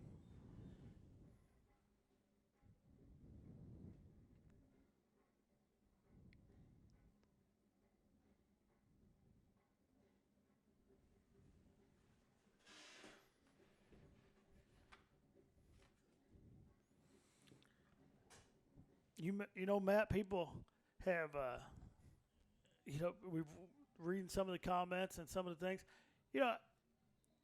I think one of the key things is just how far this team has come. I mean, we're in a district championship game. It's been quite a few years since the Tigers have been in this position. And these kids have really came a long way this year. Oh, absolutely. It's the handoff on the play, still looking, and we've got a flag down in the backfield. A guy like Sheen. We've watched Sheen contribute here on the football field, on the hardwood, and on the baseball diamond for, we're in year 4 now. It doesn't seem quite possible. And along with the other seniors here on the Tigers, it's these guys have worked extremely hard, and to make it to a district championship game your senior year is quite the accomplishment. Absolutely, and I mean, you talked about it. The team kind of started turning the corner last year. You see it even more. And when I look at the field, we're going to miss guys like Sheen Butler-Lawson and some of these other seniors. You can't replace those kind of people. But when I look at the Evander Bradfords and the Eric Richardsons, boy, the future's bright for Tiger football. Nice job there. That's going to be a catch by Sheen. Michael Lewis moves around, waits until he can get an open receiver down there, and Sheen makes a catch for a first down. You know, and I hate to go through and start naming seniors because we're going to miss somebody when we do that. Jalen Andrews. We've spent lots of time with Jalen. You know, we've spent a lot of time with him in the spring at track, and we've got one more year with Jalen doing that. And another quick completion right there. That one's going to be to said Jalen Andrews. You know, and Ian Williams. You know, we saw him get hurt. You know, Leroy Lane, Saul DeHart, Joshua Ash. I mean, a lot of these guys, and I know we're going to miss someone in this list that I don't mean to. But Daniel McCullough. You know, I mean, another one's, you know, we're with in the spring and big part of that conference championship track team last year are guys like Jalen Andrews, Daniel McCullough, right. Those guys that Ian Williams, also with us in the spring. So I was going to say that's you know, and I want to apologize to you know, we didn't roll through here and name everybody. I'm trying to think of the ones that I know off the top of my head. And, Coach, there's a lot of Tigers out there. There is and a lot of seniors. Michael Lewis lets it fly. It's going to be intercepted. But I think the Tigers are going to keep the ball because Michael got roughed after he let that ball go. He did, and Michael's still down over there, Coach. Well, Michael took quite the hit straight across from us. Maurice Fiame, another one of our seniors, as I kind of try and glance over here. We've called him a lot throughout the season this year.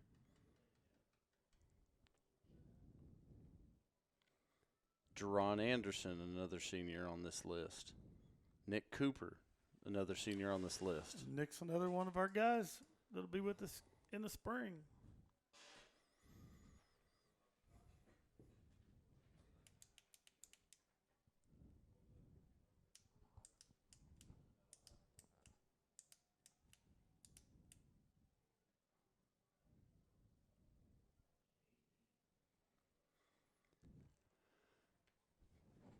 So we're going to get a personal foul, roughing the passer. Against Glendale, that'll be 15 yards. It'll be a first down for the Tigers. And we're going to have a personal foul against the Tigers as well, so we're going to offset here. Oh, we are going to, okay. After that call, I looked away and looked at the clock. I didn't see that. So here we go. Personal foul, roughing the passer against Glendale. On a personal foul. Helmet to helmet against the Tigers. The Tigers. You know, Matt, I don't know that I've ever seen helmet to helmet on the offense. I haven't either. Interesting. But either way, none of it happened because we're going to offset it and replay second down. And redo this whole thing over again.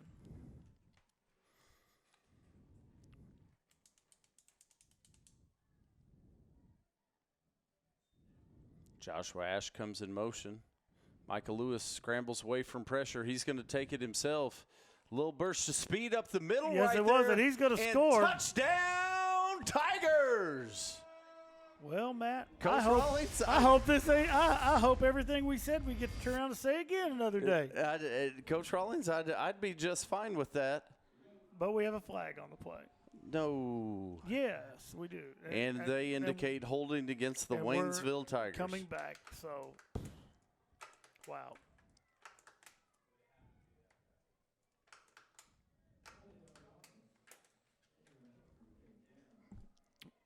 Well, that burst of speed by Michael Lewis.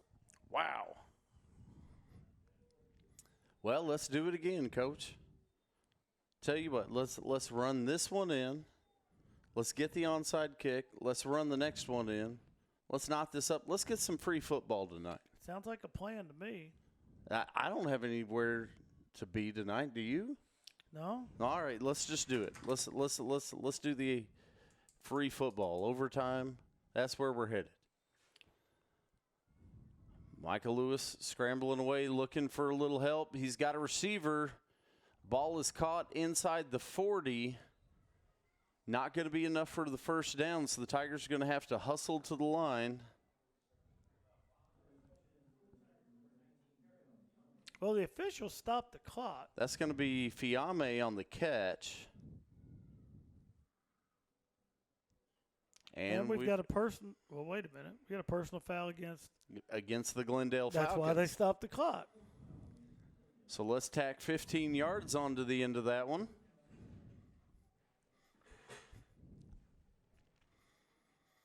And that's going to put the ball down just about the 22, 23-yard line here. Waynesville Tigers are going to rush to the line. This Coach Haynes wants a little explanation here.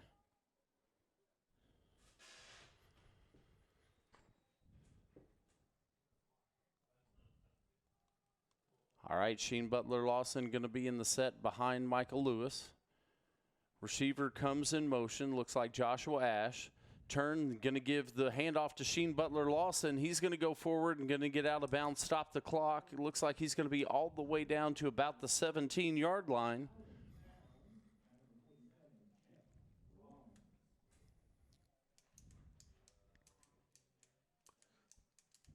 "41 seconds remaining here."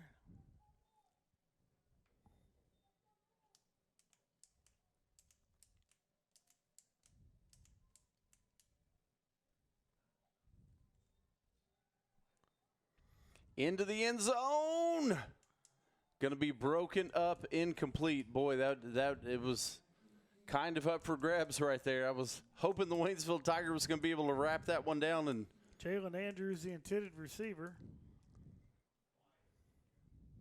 Coaches, I look back across the ticker, getting shout-outs, encouragement, and Mr. Nelson Morgan, a two-time TTSN Fan of the Year, checking in with us.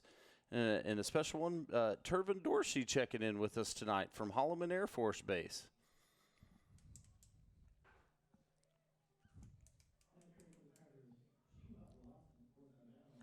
So Sheen runs that to the left and gets out of bounds. It's 4th and 4 for the Tigers.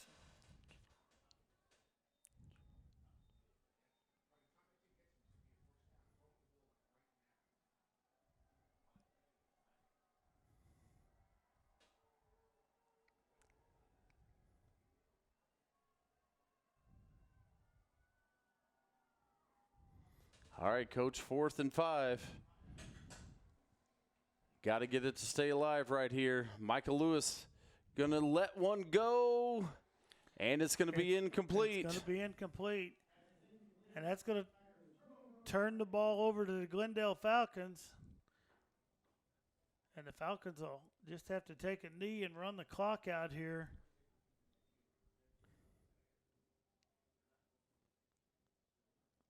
The Tigers definitely go down fighting on that drive.